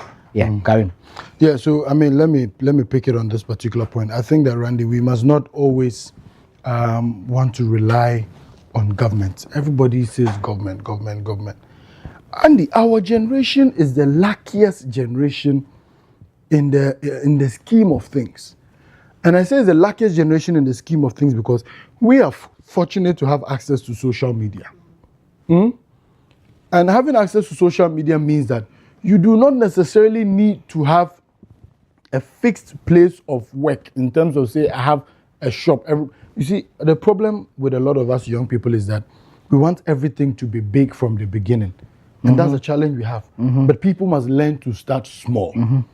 For instance, if I learn how to sew, and I'm fortunate to have my own machine, I do not necessarily need to go and rent a shop immediately when I can work from home. In your house, don't you have a room that you sleep? Is there no hall in your house? Yep. Are you telling me that your parents cannot tell you if you live with your parents, actually, you take this small portion and use that as your workstation? Yep. So that you can start sewing for people? When you do that, you don't immediately have to come to WoezorTV and say, WoezorTV, run adverts for me. You have a smartphone. If your immediate family and friends cannot patronize your business, then you have failed in life. You see, these are truths we must tell people. If your immediate family and friends, like the way we are here, and somebody has a business, and we, the people within Wezor, we cannot patronize that person's business. You are a killer. You understand? Your friends are killers. Then you are. They are crippling your business. Then you have failed from the beginning. You haven't failed. Your friends are wicked. You must be able to get them, your family and your friends, to patronize your business. I don't see why I have a tailor in my house. And I'll go and pay an outside tailor to work for me, to make clothes for me. That's wickedness. Yeah, no, I hope you're getting my point. So you, the person, those are your immediate clients. I agree. So you must not wait for government. Take advantage of those immediate clients that you have within your family, within your vicinity, and start with them. So that excuse of Charlie, look, now there's AI. ChatGPT will do it for free for you. Claude will do it for free when you learn it. I think the point the guy is building. No, I'm coming. You want to do a flyer. He says when they finish, they don't get jobs. Yeah. I get the bit of let's see how we can get those people to the military and all of that. Yeah. It's a fantastic idea. But I'm saying that, you see, you must use OPMs. And these are things that other people's money. How much is a sewing machine? Maybe it's 2,000 cedis. 2,000 cedis means that if you get 20 people to give you 100 cedis, you can buy a sewing machine. You get it? Or if you can get 10 people to give you 200 cedis each, you can buy a sewing machine. Or if you can get 4 people to give you 500 cedis. So that is how you raise money. People must learn these things. There are things you will not learn in the classroom. They are common sense things.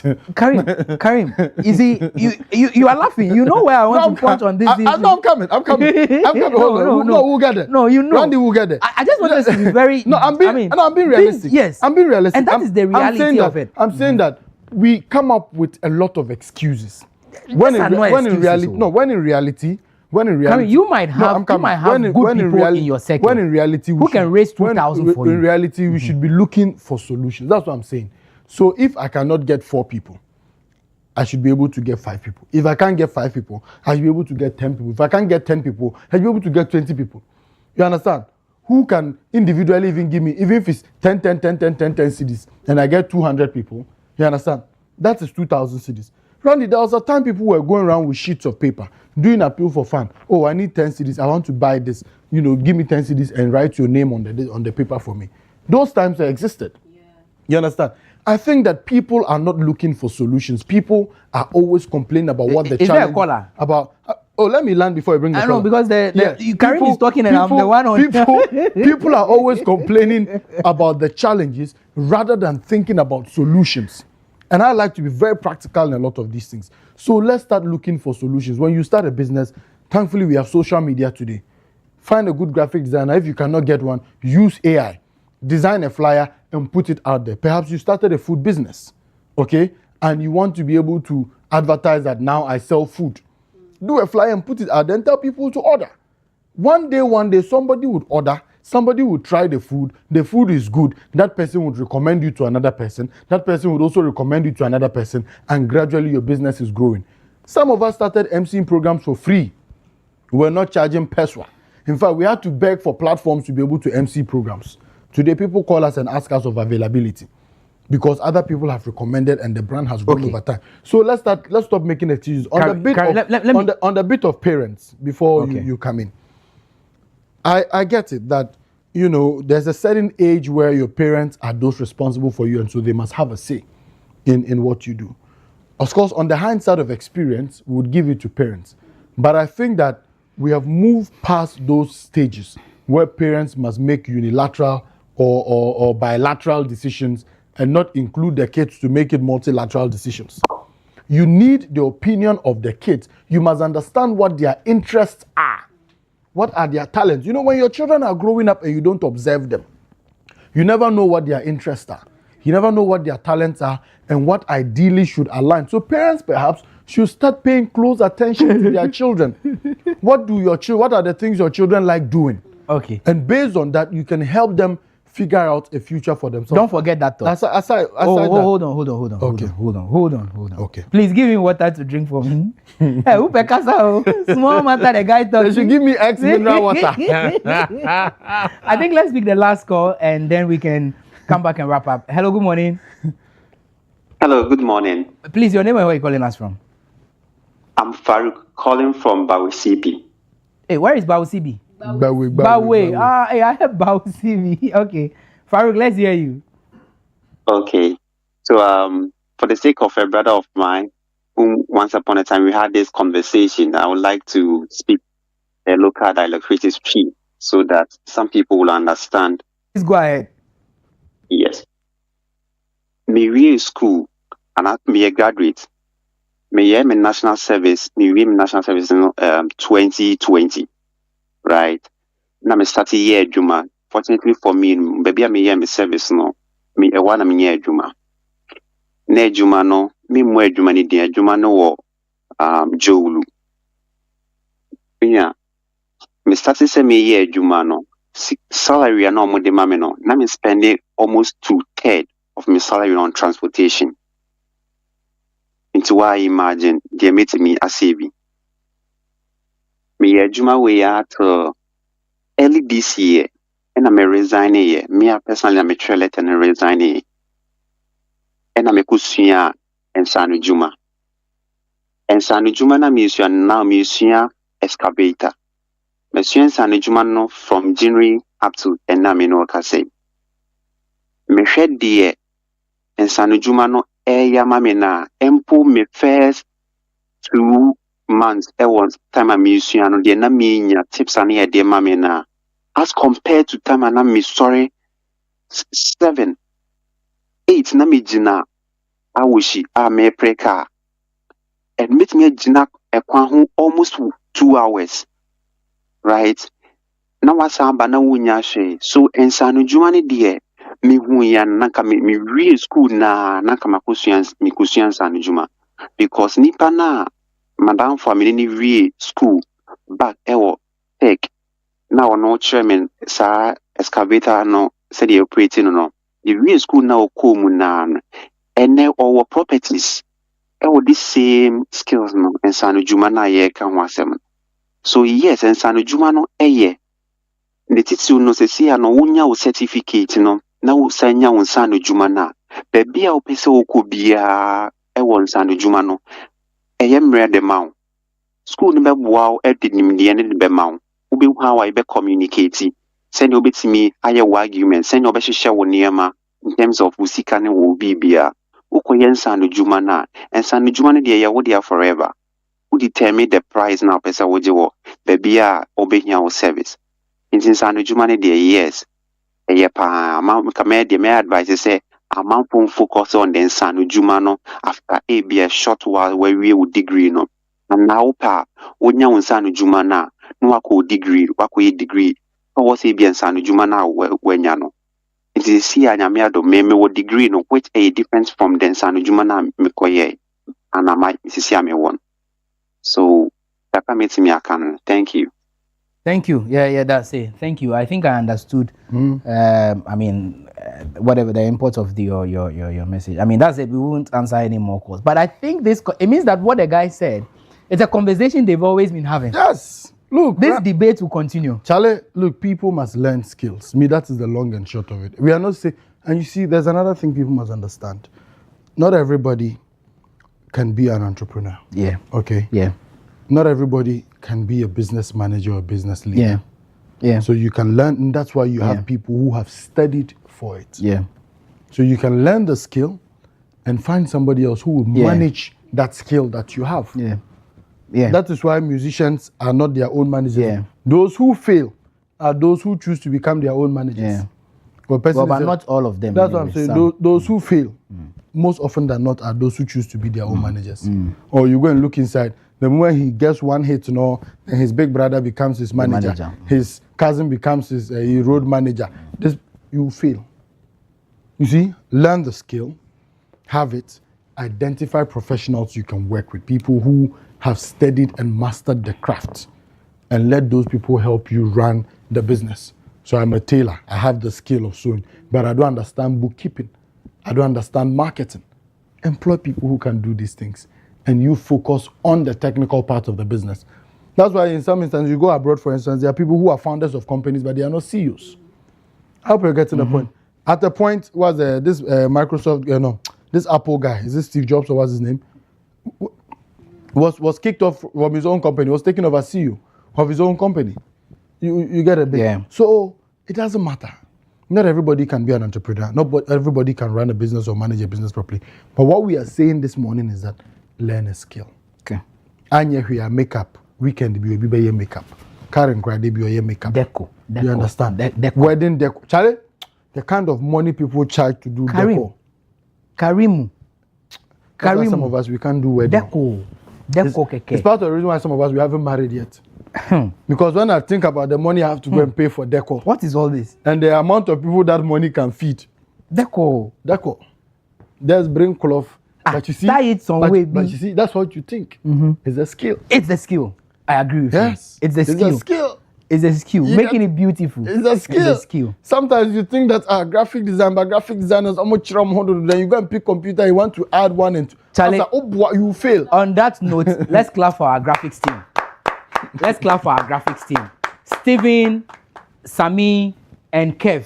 Charlie. The two others. Emmanuel Dixon. Yeah. And then their leader, Mr. Nsia. Charlie. And you're better. You think that taking pictures is easy. Give the phone to one person and the person and you ask yourself, is this my own phone that I used to take picture? How come that me when I take it's not nice, but when this person uses it to take picture, it's nice. On that note, let's clap for format. We are clapping for all the guys who are working. A skill. There's a message, Karim, before we go. Randy, some parents will impose a certain kind of discipline on us because it's their way of wanting to safeguard the reaping of their retirement benefit from us. You see, your mother is thinking about it. We must have this conversation. Look, you see, parents must stop this thing. It's a conversation we must have. No, parents must stop it. Your children are not your retirement benefits. Why? No. Randy, I invested. No, Randy, don't come and put pressure on the children. Which one is the pressure? No, that is why when you are young and you are living your life, you must live your life in such a way that in your old age, you would have saved enough and had enough pension to take care In of my yourself. life, whatever your children give, hold on. no, whatever your children give you is what they have chosen to give Oh yeah, you. I agree with you. Don't that come and people because your go children too have extreme. their own children to take care of. Yes, people go the extreme. That I agree. That we need to watch it. But Karen, I'm saying that at my young age, yes, I invest in the education and the life of my ward. That is not a problem. Are you telling me But that when he also becomes of age, that's what I'm saying. That when he can't look at when me? your children become of age, whatever you must have this conversation tomorrow. Okay. Whatever they contribute towards your old age, that is their contribution towards your old age. They have sat down and reflect. Don't make it a must. So as a parent, it is your responsibility as a parent to take care of your child. You brought the child into the world. The child didn't it want to also come. becomes their responsibility to also take care of their children. No, let's be very honest when these conversations come up. You let's end it. You are not a father yet. Wait till you become a father. Then. You see, we can You have are telling me we can have this conversation. You see, we'll have it it is tomorrow. not Arsenal's responsibility to come and be carrying your burdens in Why future. must I invest in him? Because you are his father. Is he not my son? You brought him into the world. Is he not my son? He didn't bring you. He didn't choose you. You chose him. Let's take a break. We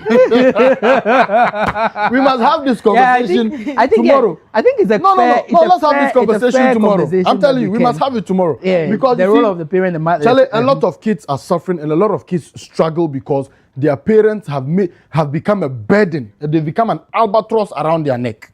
Why? Well, Charlie, no, we must have this conversation tomorrow. Okay. Because I'm on for break. Oh dear, yeah. Godfrey sent a funny message earlier. I don't know if you guys read it though. He says Arsenal wants to be a musician, and it's Arsenal sings. Like he holds the remote. He will sing. And I'm insisting he will play football. No, send him to music school, my friend.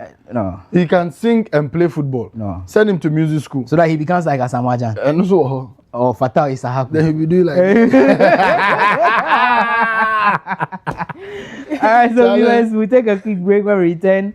Oh, now let's celebrate birthdays, right? Okay, let's take a quick break when we return. We do birthdays and now the other segment. This is the WoezorTV Breakfast Cafe. Stay with us. There is more after the break.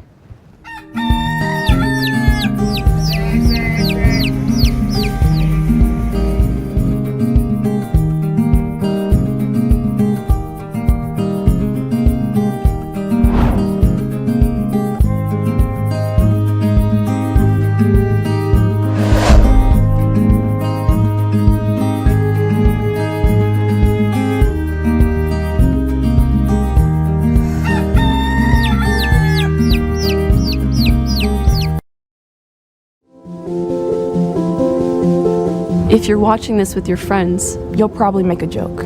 Because you know what you feel on the inside isn't what you want people to know. If you have to pretend to be happy, find someone you trust and tell them. If you get mad at things and you don't know why, or have thoughts about hurting yourself, find someone you trust and tell them. You are never alone when you share. Seriously, people care about you. It's okay to not understand what you're feeling. And it's easy to think that you're all alone. But you don't have to be. You're never alone when you share. Don't be ashamed to tell someone you trust what you're feeling. You're not alone. You are not alone. Find someone you trust and tell them. Tell a parent. Tell a teacher. Tell a brother or sister. Or just tell a friend. You haven't done anything wrong. Talk to someone. Talk to someone. It's how things get better.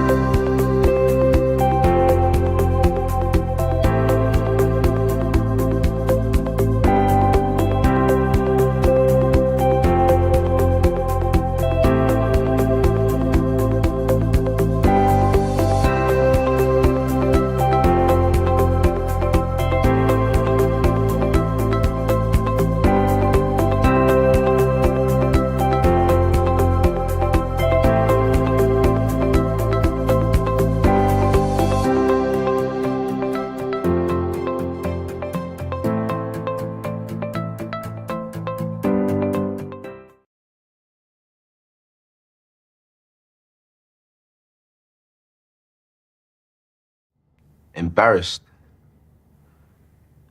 Too embarrassed to speak to a loved one. Too embarrassed to speak to your doctor. Too embarrassed.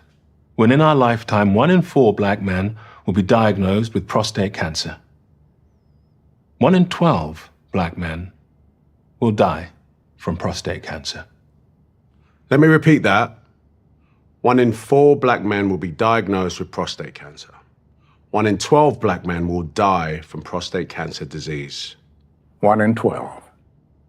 That could be your dad, even your older brother, uncle, or grandfather. You need to make sure they are not embarrassed to speak to you or their doctor about it. Hey, Dad, have you had your prostate checked out? See? How hard is that? It's easy. Just start the conversation. Prostate cancer is survivable if caught and treated early enough. Don't let embarrassment stop you having this important conversation. You may save someone's life. Not just your own.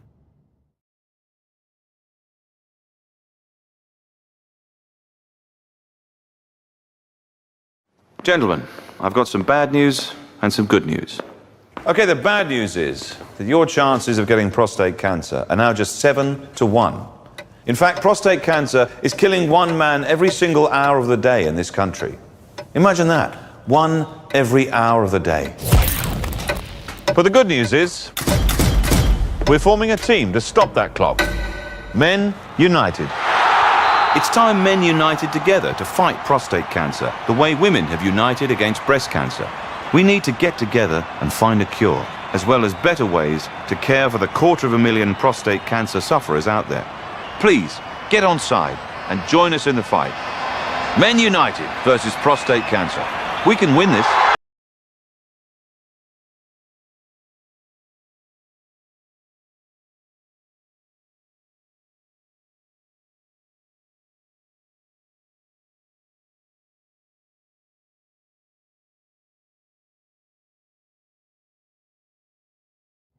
Embarrassed. Too embarrassed to speak to a loved one. Too embarrassed to speak to your doctor. Too embarrassed. When in our lifetime, 1 in 4 black men will be diagnosed with prostate cancer. 1 in 12 black men will die from prostate cancer. Let me repeat that. 1 in 4 black men will be diagnosed with prostate cancer. 1 in 12 black men will die from prostate cancer disease. 1 in 12. That could be your dad, even your older brother, uncle, or grandfather. You need to make sure they are not embarrassed to speak to you or their doctor about it. Hey, Dad, have you had your prostate checked out? See? How hard is that? It's easy. Just start the conversation. Prostate cancer is survivable if caught and treated early enough. Don't let embarrassment stop you having this important conversation. You may save someone's life. Not just your own.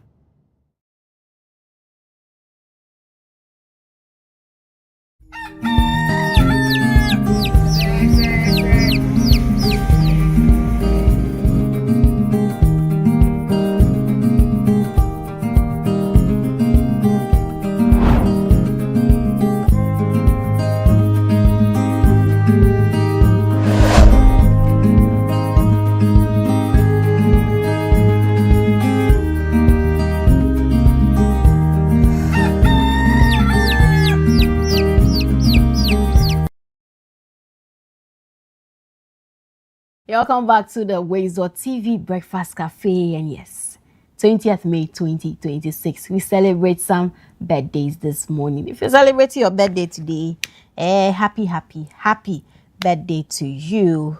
It's a beautiful day to celebrate your birthday. But let's get into our list of celebrants real quick and get to know who we are celebrating today. To begin with, let's celebrate Mrs. Theophilia Believe Ato. Last year, we had a blast with her birthday. This year, again, we celebrate you, ma'am. Happy birthday to you. Such an amazing woman, a beautiful woman. Your husband, this one is coming from your husband. Much emphasis on your husband. Karim, very, very quiet. He doesn't have a wife, so he can't relate. Anyways, your husband. I'll shame all of you. Wait till I afford the deco money. Hey, your husband says she wish you a blessed birthday. So you're happy birthday to you. Mrs. Theophilia, believe at all. May this year be a blessed one for you. Maybe a beautiful year. Maybe an amazing year full of lots of blessings and all the goodies this year has got to offer. Have a blast, and yes, cheers to a bigger and better new year. Happy birthday to you. Away from here, let's see who we are celebrating again this morning. Nadia Mojalid, happy birthday to you, Nadia. May this year be a blessed year for you. May it be a beautiful year. May your year be an amazing one, and an ardent follower and viewer of WoezorTV. Happy birthday to you. May the Almighty God continue to bless and shine his face upon you and bless you with long life and prosperity. Happy birthday to you, Nadia. Away from Nadia, let's see who we are celebrating again.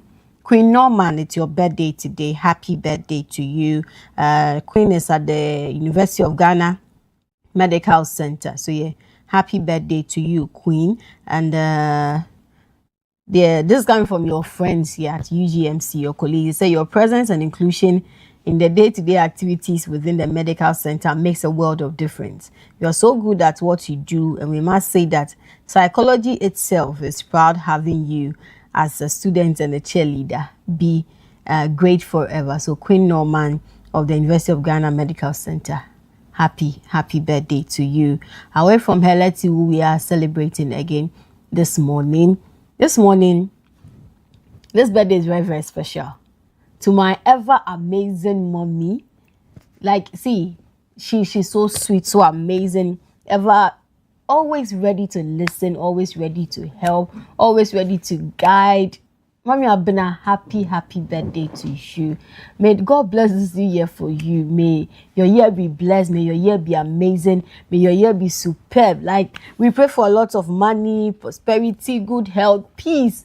Like, increase in everything that you do, Mama. Happy birthday to you. I thank God so much for your life. And on this occasion of your birthday, I just pray that lines will fall in pleasant places for you. The Lord will continue to elevate you in all that you do. I love you so much, and thank you for everything you do for all of us. We love you and we appreciate you. Happy birthday to you, Mommy Abna Frimpoma. Away from here, let's see who we are celebrating again this morning. Millicent Sefa Boateng, it's your birthday today, and this is coming from Mr. Clark to you. He says, today is all about celebrating you, a queen with a golden heart. Thank you for being such a sweet, supportive, and wonderful PP. Okay, personal person. May your new age bring you peace, success, endless smiles, and the kind of happiness that never fades. Happy birthday, gorgeous. Today is all about celebrating you, a queen with such a golden heart. Thank you for being such a sweet, supportive. Hey, and then one is repeating. So may this new year bring you peace, success, endless smiles, and the kind of happiness that never fades away. So, yeah, this is coming from Mr. Clark to you, Millicent Sefa Boateng. So, yeah, have a blessed year, have a great year, and enjoy your year. Millicent Sefa Boateng.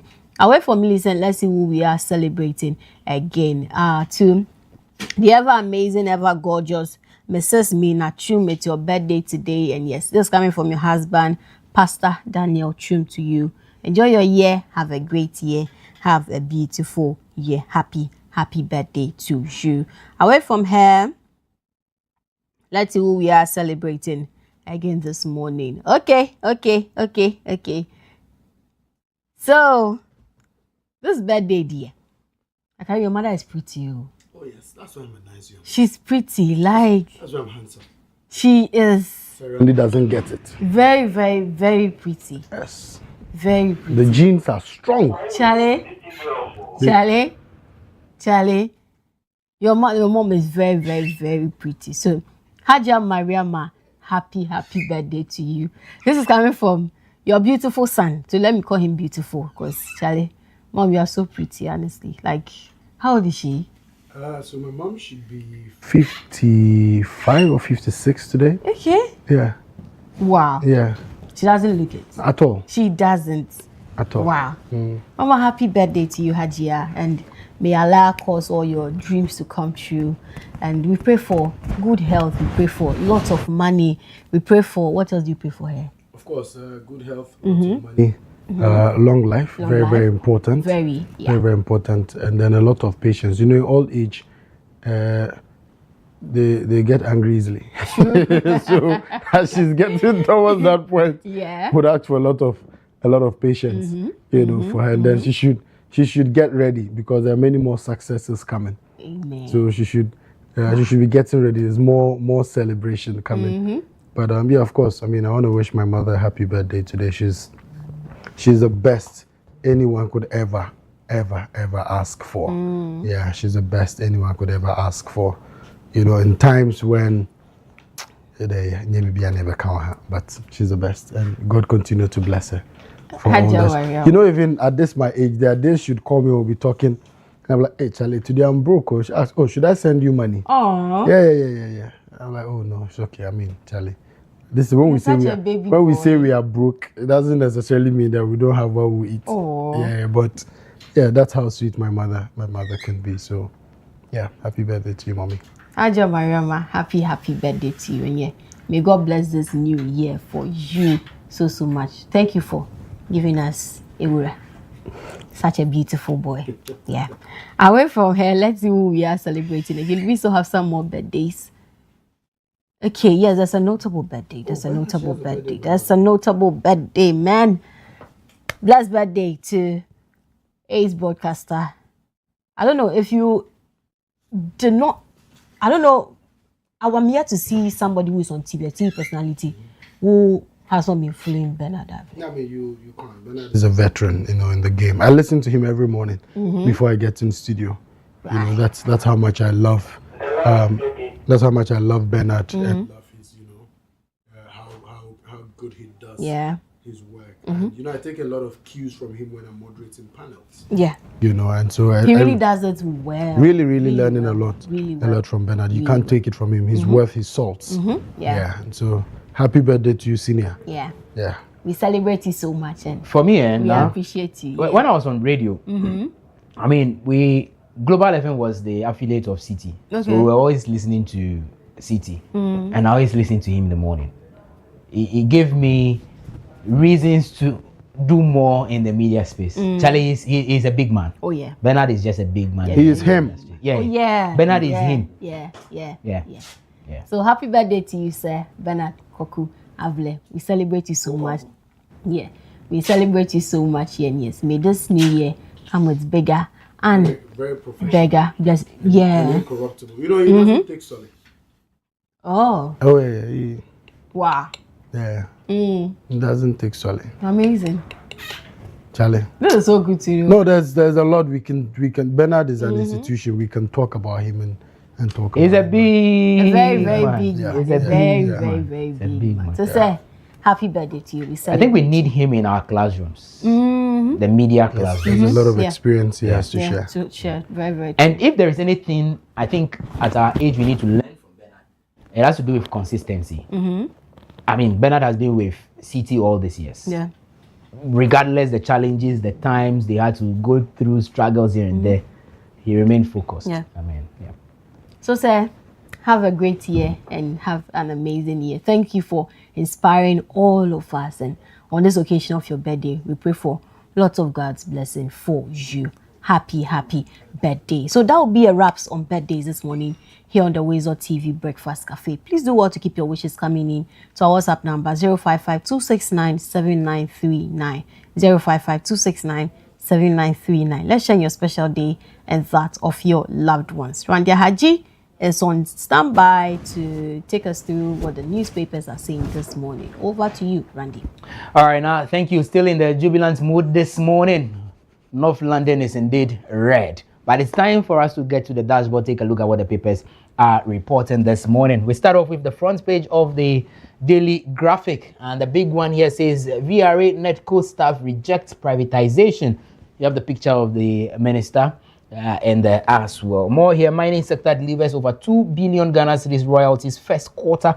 Story on page 13 of the Daily Graphic. And also, Supreme Court permits CSOs to join suit challenging OSP. Page 13 has the details of the story. Let's move to the Daily Times newspaper. Amenfi East MC illegal miners accused of invading licensed mining concession. Police national security yet to act. Victims worried over power drunk behavior. Okay, bloody Galamsey clash at one dead, 6 injured. Residents accuse authorities of inaction. Daily Guide says embattled MP faces Dutch court tomorrow. That's a story on page 3 of the newspaper. And also NDC scribe dies in hotel room. Page 6 has the details of the story. Very unfortunate. The Chronicle, Apostle Kojo Safo goes home July 30.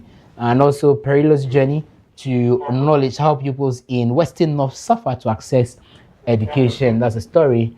You can grab a copy and read the details. The front page of the Ghanaian Times newspaper says Southern Ghana faces flood threat. GMET warns as heavy rains approach. We witnessed it last night, this morning. It's coming, so please prepare for it. Government to roll out 2026-2030 decentralization framework. Executive Secretary of IMCC mentioned it. I mean, it's a conversation we should be having. Godfred was at that assignment yesterday. Definitely we should touch on it in the coming days as well. Let's move on to the custodian newspaper. NPP petitions foreign diplomats over sovereign states condone persecutions. Zoom Lion Kenya to transform Nairobi waste management system. The Accra Times, Afoko, a born leader, educationist vouches for integrity. Fifi Kwete calls for unity and patriotism. APAC grateful to Bielsa South supporters in Accra, assures them of more development. The Metro Lens, you said US aid suspension costs Ghana $78 million. President Mahama says. That's a story on page 7 of the Metro Lens newspaper. NDC failing faster than anticipated, and not Dompre says, and that's the story on page 9.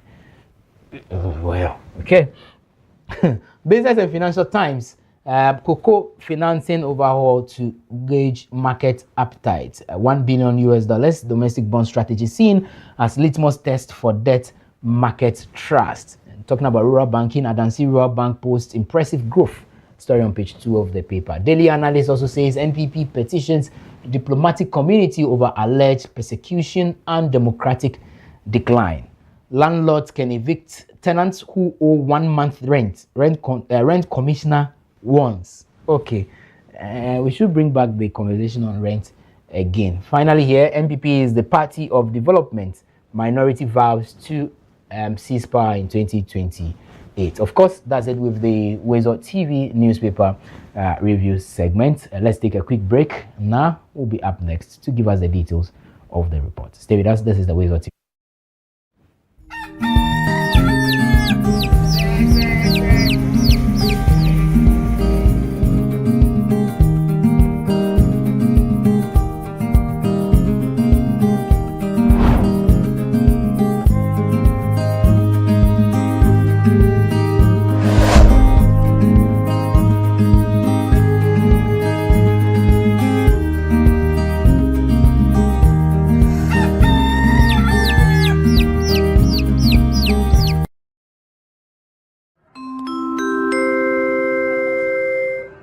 Your flight is ready to leave. Sit back and relax and enjoy the flight.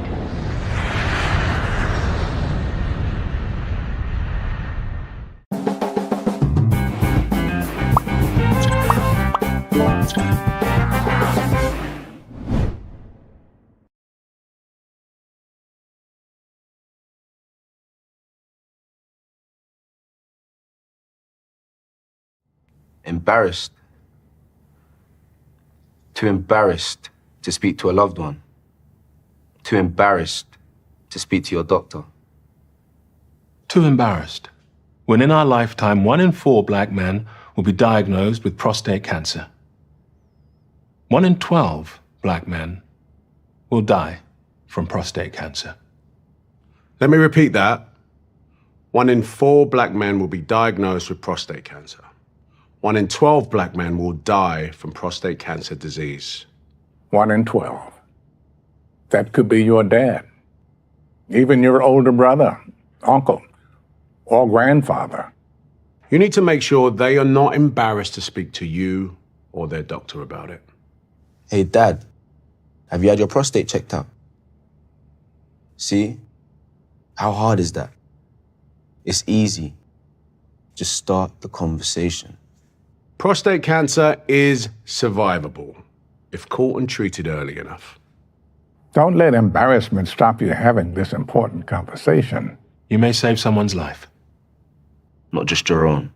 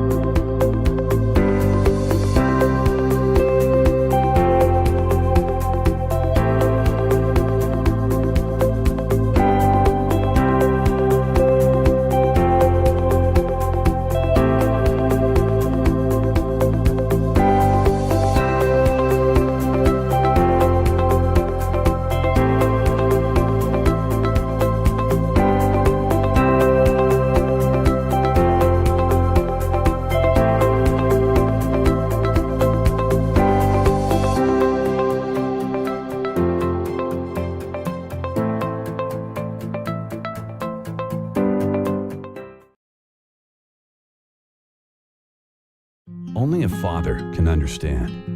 Only a husband can understand. Only a man can understand. Prostate cancer.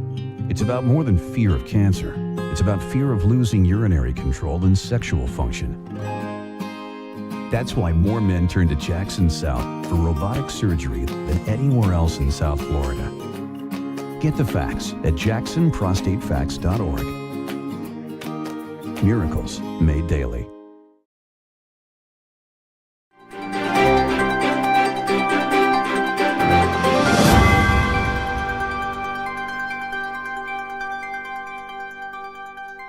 Time now for the WoezorTV report. Let's take a look at the headlines.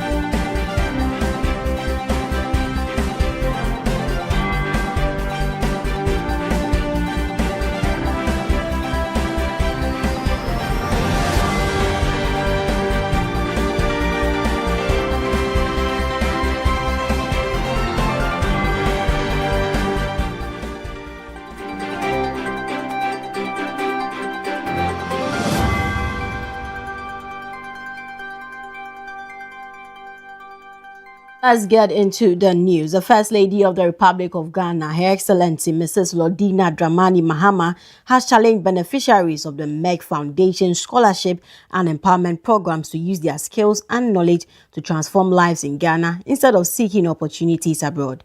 Speaking at the MEG Foundation Ghana Alumni Summit, the First Lady said the country needs dedicated professionals to support healthcare delivery, education, and national development. There's more in this report.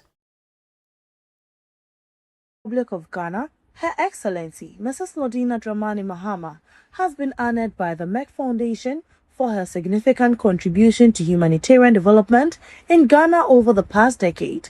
The recognition was jointly presented by the CEO of the MEG Foundation and the chairman of its board of trustees during the MEG Foundation Ghana Alumni Summit 2026. Speaking at the event, Mrs. Mahama expressed appreciation and noted that the partnership between the Lordina Foundation and the MEG Foundation continues to impact healthcare delivery, girls' education, and media advocacy in Ghana through specialized training and empowerment programs. We have tried to reach the very heart of our community.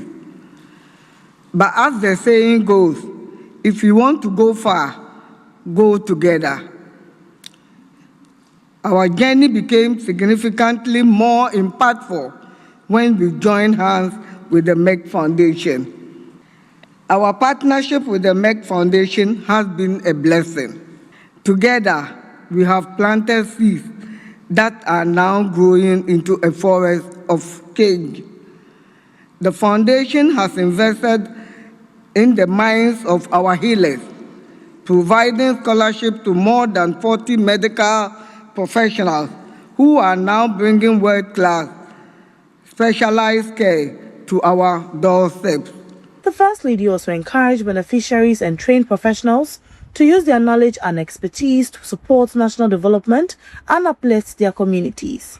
I'm not saying you should ignore the world, but I hope you will remember that Ghana needs your light. Your knowledge is a gift.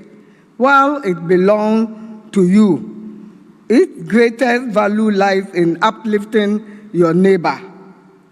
Let's say, build together and give back.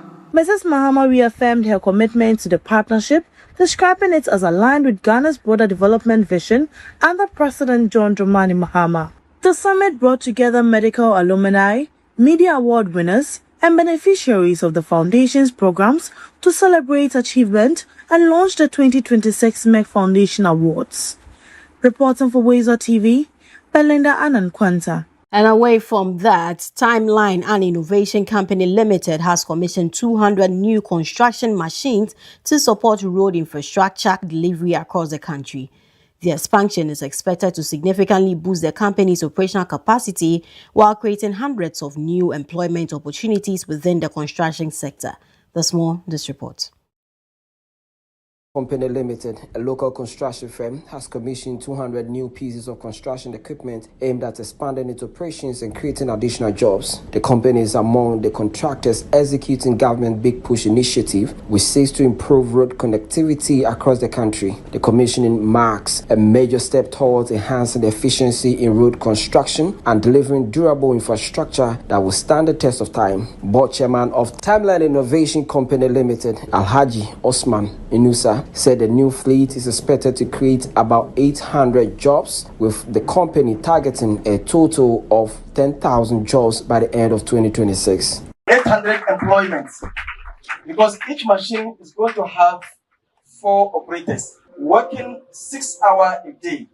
6 hours times 4 is 24 hours. That's what we are witnessing here. The machines commissioned include excavators, bulldozers, water tankers, mini trucks, and other heavy-duty equipment. The acquisition was made possible with significant support from GCB Bank.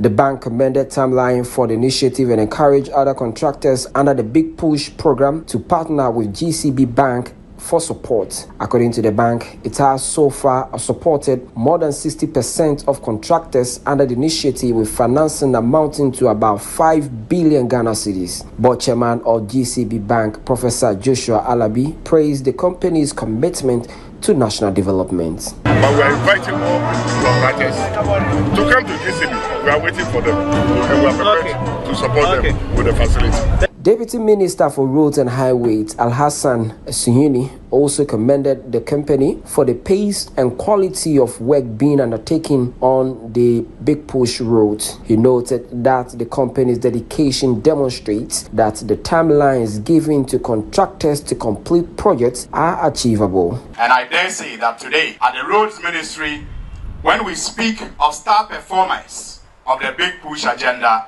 Timeline's innovation comes first. The company further disclosed that about 1,000 drivers will be employed to operate around the clock in executing its mandate with the newly commissioned fleet. For WoezorTV. Now, the Ministry of Health says no case of Ebola has been recorded in Ghana or elsewhere in West Africa following a global health alert issued by the World Health Organization. According to the ministry, the current outbreak remains confined to parts of Central and East Africa, specifically the Democratic Republic of Congo and Uganda. In a public advisory signed by Head Health Minister Kwabena Minta Kando, the ministry urged the public to remain calm but vigilant by observing safety protocols and preventive measures, especially during public gatherings.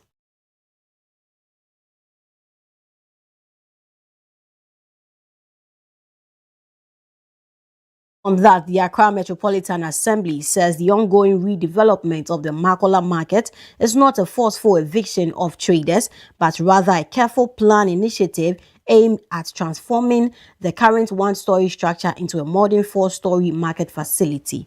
According to the AMA, the redevelopment project is intended to improve trading conditions and enhance infrastructure within one of the capital's busiest commercial centers. In a media briefing in Accra on May 19, a presiding member of the Assembly, Musa Ziyad, explained that although the project was initially scheduled to begin in December 2025, the mayor granted traders additional time to temporarily relocate in order to minimize disruptions to their businesses and livelihoods. The AMA further disclosed that more than 400 traders are expected to benefit from the Makola Market redevelopment project upon completion. For the temporary relocation, the AMA therefore rejects any claim that the traders were not informed or that exercise was carried out without prior consultation, notice, or engagement. The Assembly also notes that despite the agreed timelines, some traders later served an injunction notice seeking to stop the redevelopment through the High Court in Ghana, which was thrown out due to non-compliance with the Local Governance Act, Act 936.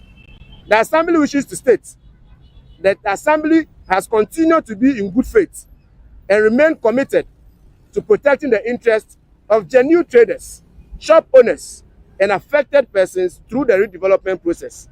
The Assembly assures affected traders, existing shop owners, that they will be duly considered and allocated spaces within the new market upon completion of the redevelopment project in accordance with the established allocation procedure and Assembly redevelopment framework. Furthermore, provisions have been made to ensure that recognized shop owners and legitimate allottees are given priority consideration during the allocation process. As part of effort to ensure transparency and proper documentation, the Assembly compiled a verified album of 306 traders occupying the affected areas, including traders operating around the peripherals of the project zone. The exercise was undertaken to guide further reallocation, future reallocation, engagement, and allocation re-engagements.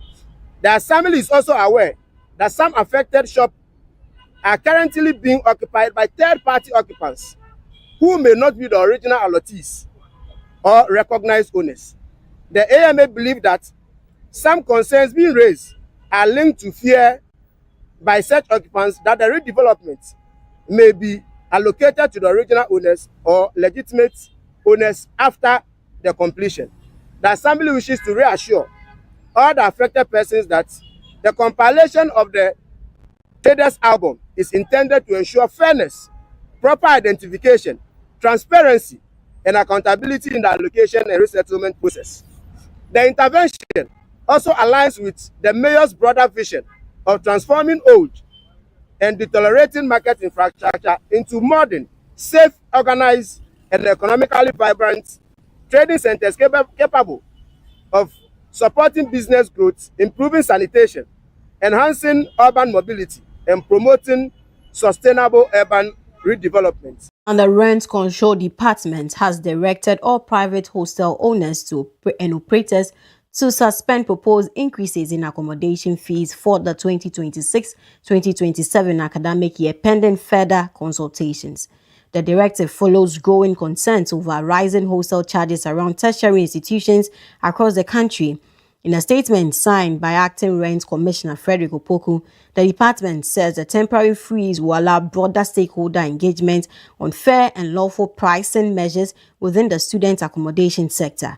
Authorities say discussions will involve hostel operators, tertiary institutions, and student representative bodies.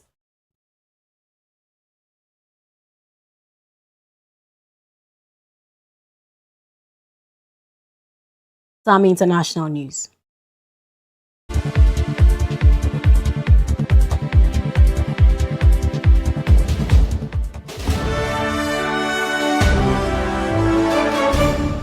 U.S. doctor who tested positive for Ebola while working with a medical missionary group in the Democratic Republic of Congo is being treated at a hospital in Germany. The American is in special isolation ward at the Charité Hospital in Berlin after he was evacuated from Central Africa. At least 131 deaths have been reported in an Ebola outbreak in DR Congo, with more than 513 suspected cases also recorded. The U.S. Centers for Disease Control and Prevention said it is working to evacuate at least 6 other Americans who were exposed to the deadly virus. Now, this brings us to the end of the WoezorTV report. Many thanks for staying with us. I am Karen. Now you got it.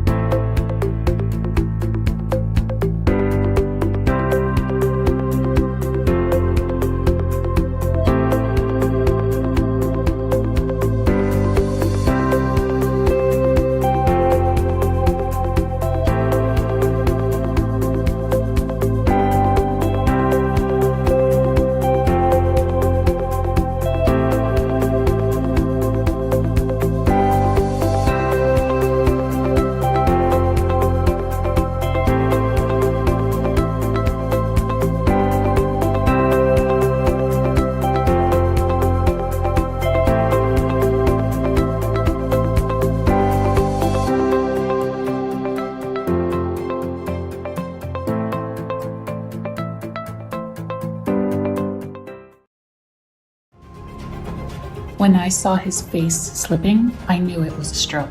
I called an ambulance immediately to save the life we've built together. The way her arm was hanging down wasn't right. I insisted to go straight to the hospital to save our mother and the family. The way he was talking when the ambulance arrived alerted us. I rang ahead so the hospital staff were ready to save precious time and the future.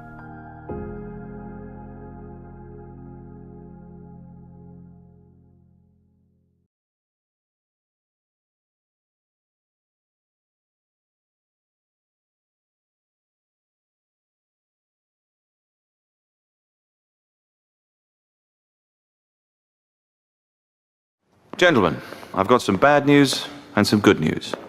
Okay, the bad news is that your chances of getting prostate cancer are now just 7 to 1. In fact, prostate cancer is killing one man every single hour of the day in this country. Imagine that, one every hour of the day. But the good news is we're forming a team to stop that clock. Men United. It's time men united together to fight prostate cancer, the way women have united against breast cancer. We need to get together and find a cure, as well as better ways to care for the 250,000 prostate cancer sufferers out there. Please, get on side and join us in the fight. Men United versus prostate cancer. We can win this.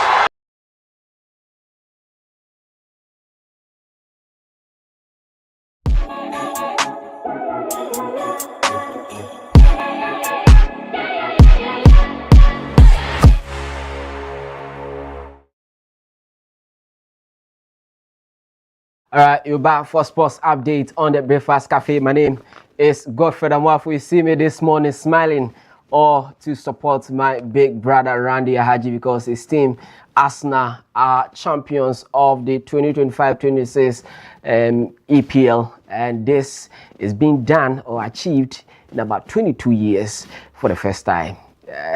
It's not easy, and so I'm happy for Arsenal. They still have another final to play when it comes to the UEFA Champions League, and so probably Arsenal can win 2 major trophies this season.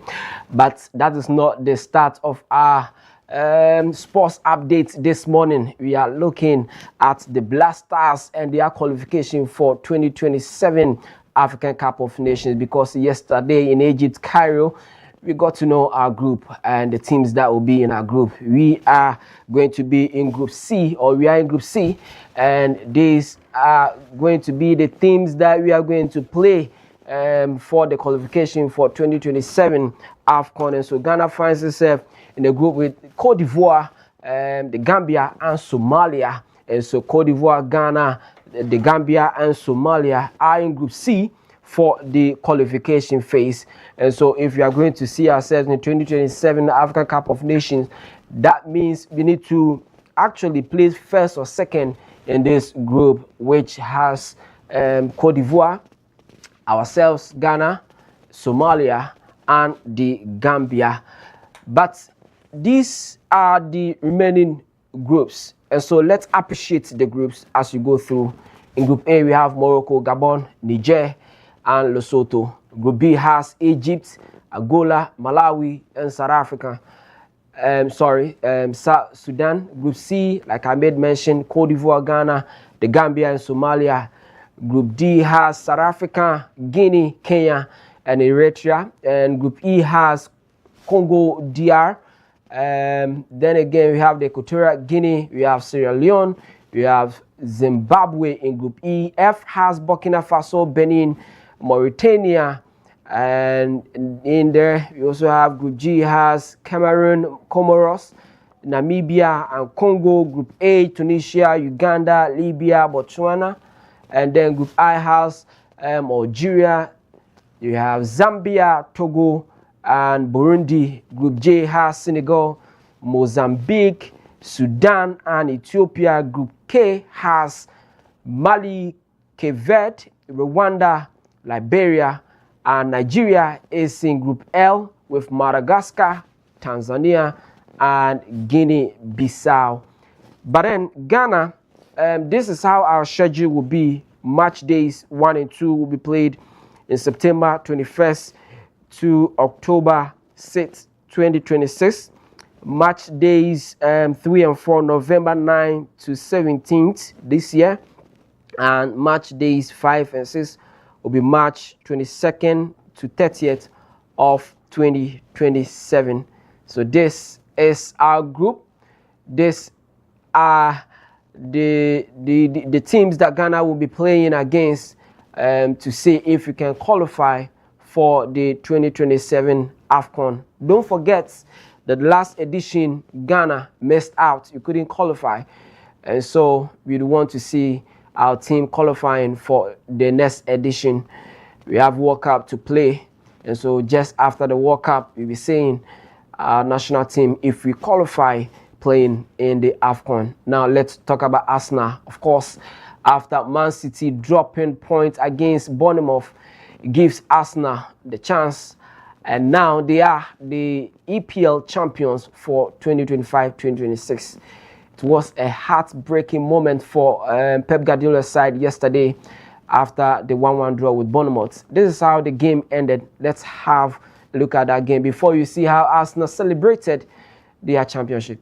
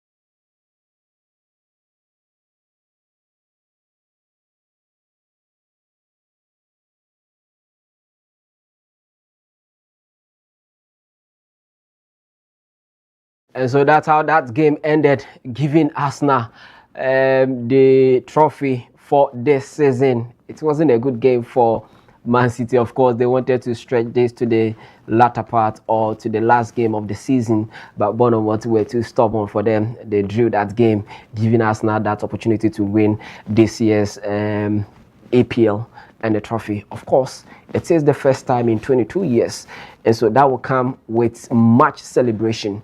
Let's see how the players celebrated while watching the game at their training field yesterday.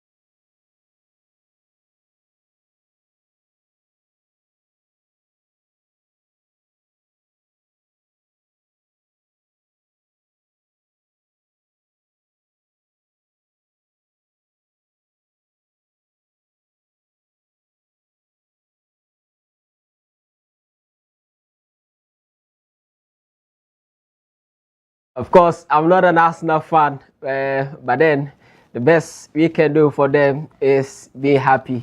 We even hate Arsenal. I mean, apart from Chelsea, Man U, I don't hate Arsenal. So of course, I'm happy for Arsenal and Mikel Arteta for remaining resilient despite the criticisms and all that. He's bounced back to win it. This time around, the elephant on the tree did not fall before the end of the season. He stood up there to win it and over Pep Guardiola. You shouldn't forget that Arteta is a student of Pep Guardiola.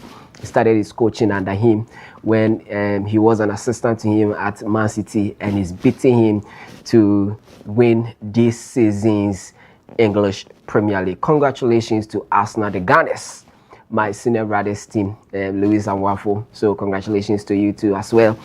Your team is back to winning ways and winning titles. You hope to see what will happen on the 30th of this month against PSG.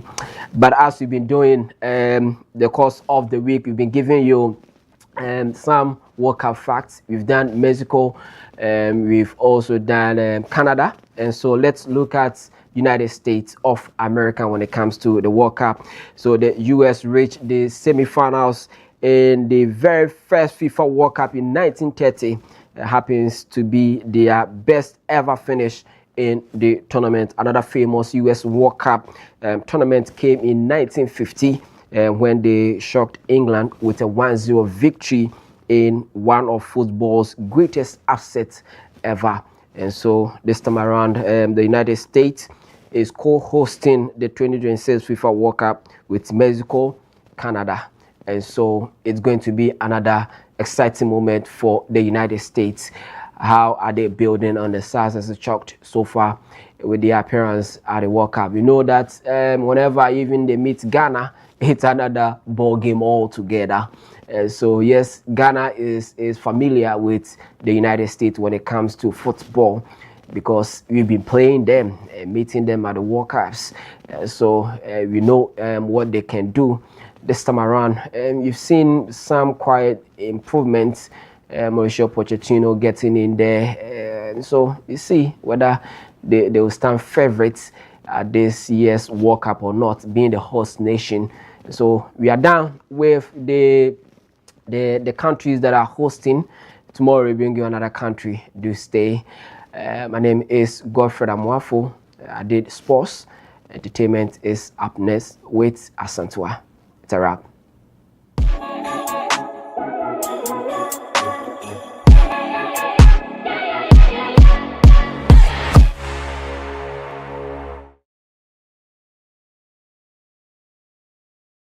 Okay, next one.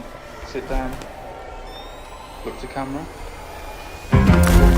This is what it looks like to be exceptional, to stand out from the crowd, to make history. But what if women didn't have to be exceptional? What if they didn't have to be the first, the best, or the only woman? What if being a female engineer wasn't remarkable? What if women and men could compete as equals?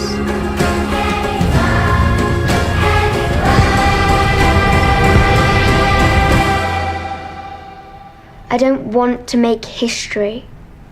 I don't want to be the only woman. I want to be one of many.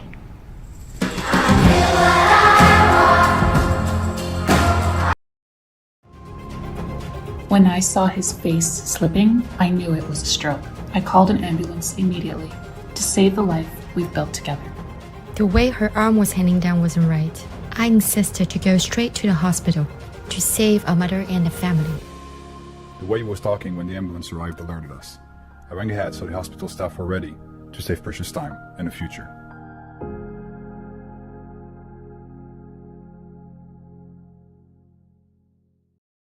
Only a father can understand. Only a husband can understand. Only a man can understand. Prostate cancer. It's about more than fear of cancer. It's about fear of losing urinary control and sexual function. That's why more men turn to Jackson South for robotic surgery than anywhere else in South Florida. Get the facts at jacksonprostatefacts.org. Miracles made daily.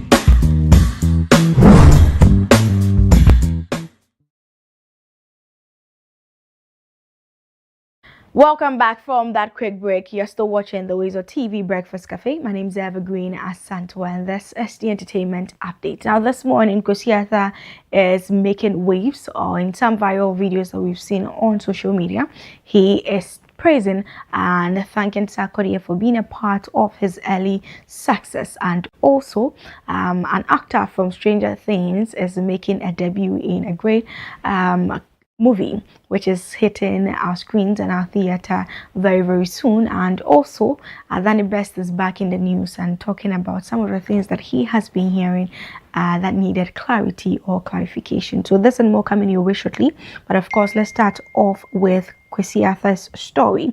And Ghanaian rapper Kwesi Arthur has credited Sarkodie for playing a key role in his early career, saying the award-winning artist consistently supported and promoted his music before they eventually worked together. Speaking in an interview with Café, Kwesi Arthur revealed that Sarkodie often shared his songs on social media, helping him reach a wider audience. He also noted that their shared roots in Tema strengthened their personal connections.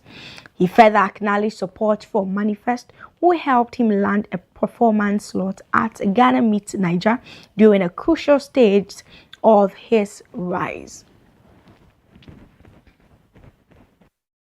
Has been very he had always been supportive of what I had done. I remember Manifest also like tweeted about me and put me on Ghana Meets Niger, but I'll link up with Sarkodie and he'll tweet my links and all of that, you know. So Sarkodie too, we grew up listening to Sarkodie, you know. That's our guy from Tema. Yeah, and I'm from Tema Community 9, so it'd be very deeper than, you know, the Tema thing.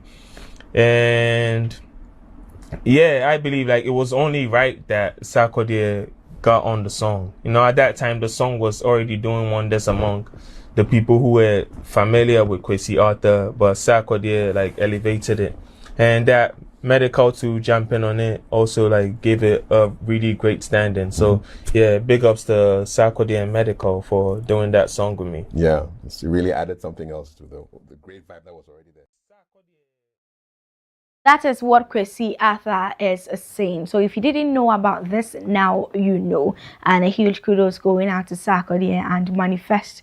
You know that Sarkodie is one of the few artists who love to, you know, push musicians, or let me say upcoming musicians, a lot, especially on the app X, which was formerly Twitter. So these are some of the things I always say that we love to see. And then let's talk about high life musician Done It Best now. He has denied viral reports claiming that he is critically ill and seeking financial assistance, now describing the claims as false and misleading. Speaking on Accra FM, he said that he was surprised by the rumors and has already reported the matter to the police for investigation. Now, he warned the public against spreading false information about people's health, adding that such actions can cause panic and damage reputation. And that is also it with that. Now, let's move away from that and then let's talk about that of Kwame Eugene. But you have to make sure that you are not spreading some of these information. He's fit, he's fine, and he's doing well. Now, Kwame Eugene says that his songwriting contributions in the Ghanaian music industry deserves greater recognition, especially from award schemes. Now, he noted that although he has received public praise, his work behind hit songs such as Victory, Nyami, and Watch Me has often gone unrecognized in songwriting categories. He added that award bodies tend to focus more on message than commercial impact. Kwame Eugene expressed disappointment over the situation, saying it affects him emotionally due to the effort he put into writing hit records, and hinted at exploring softer styles of music to showcase his full range. So that is what Kwame Eugene too is saying. And let's all remember that he has a new EP out that you and I need to stream and support him on that. My songwriting ability that, I mean, you don't seem to recognize. They enjoy the songs, or like, oh, Kwame Eugene wrote the song, he's good, though, but they don't give me the award for it. Yeah. And it's crazy sometimes. So all these years, never a Songwriter of the Year award? No, I think I've had a nomination before, but never a Songwriter of the Year award. And it's also because most of the songs I write are hit songs. And they don't give, I think I've never seen hits, TGMA gives Songwriter of the Year to a big song. Really? Yes, they normally give it to, like, that obscure song, that or tell you song that's in it. That hurts me so much. My songwriting ability that, I mean, you don't seem to recognize. They enjoy the songs, or like, oh, Kwame Eugene wrote the song, he's good, though, but they don't give me the award for it. Yeah. And it's crazy sometimes. So all these years, never a Songwriter of the Year award? No, I think I've had a nomination before, but never a Songwriter of the Year award. And it's also because most of the songs I write are hit songs. And they don't give, I think I've never seen hits, TGMA gives Songwriter of the Year to a big song. Really? Yes, they normally give it to, like, that obscure song, that or tell you song that's in it. Now, you heard it from Kwame Eugene himself. Now, let's talk about some international stories. And Gaten Matarazzo, known for Stranger Things, will make his West End debut in a revival of the musical Rent at London's Duke of York Theatre. Now, the production marks 30 years since the original Broadway premiere and follows artists navigating life in New York during the HIV/AIDS crisis. Now, Matarazzo will play Mark, and the show's narrator and filmmaker. Directed by Luke Shepherd, the revival aims to stay true to Jonathan Larson's original score while introducing a modern energy for new audiences. Now, the show opens on September 26th, 2026. So you and I can go into theaters and then we can go and have fun and enjoy this actor. We all did love him on Stranger Things. He was one of my personal favorite characters, though sometimes he can be very, very irritating, right?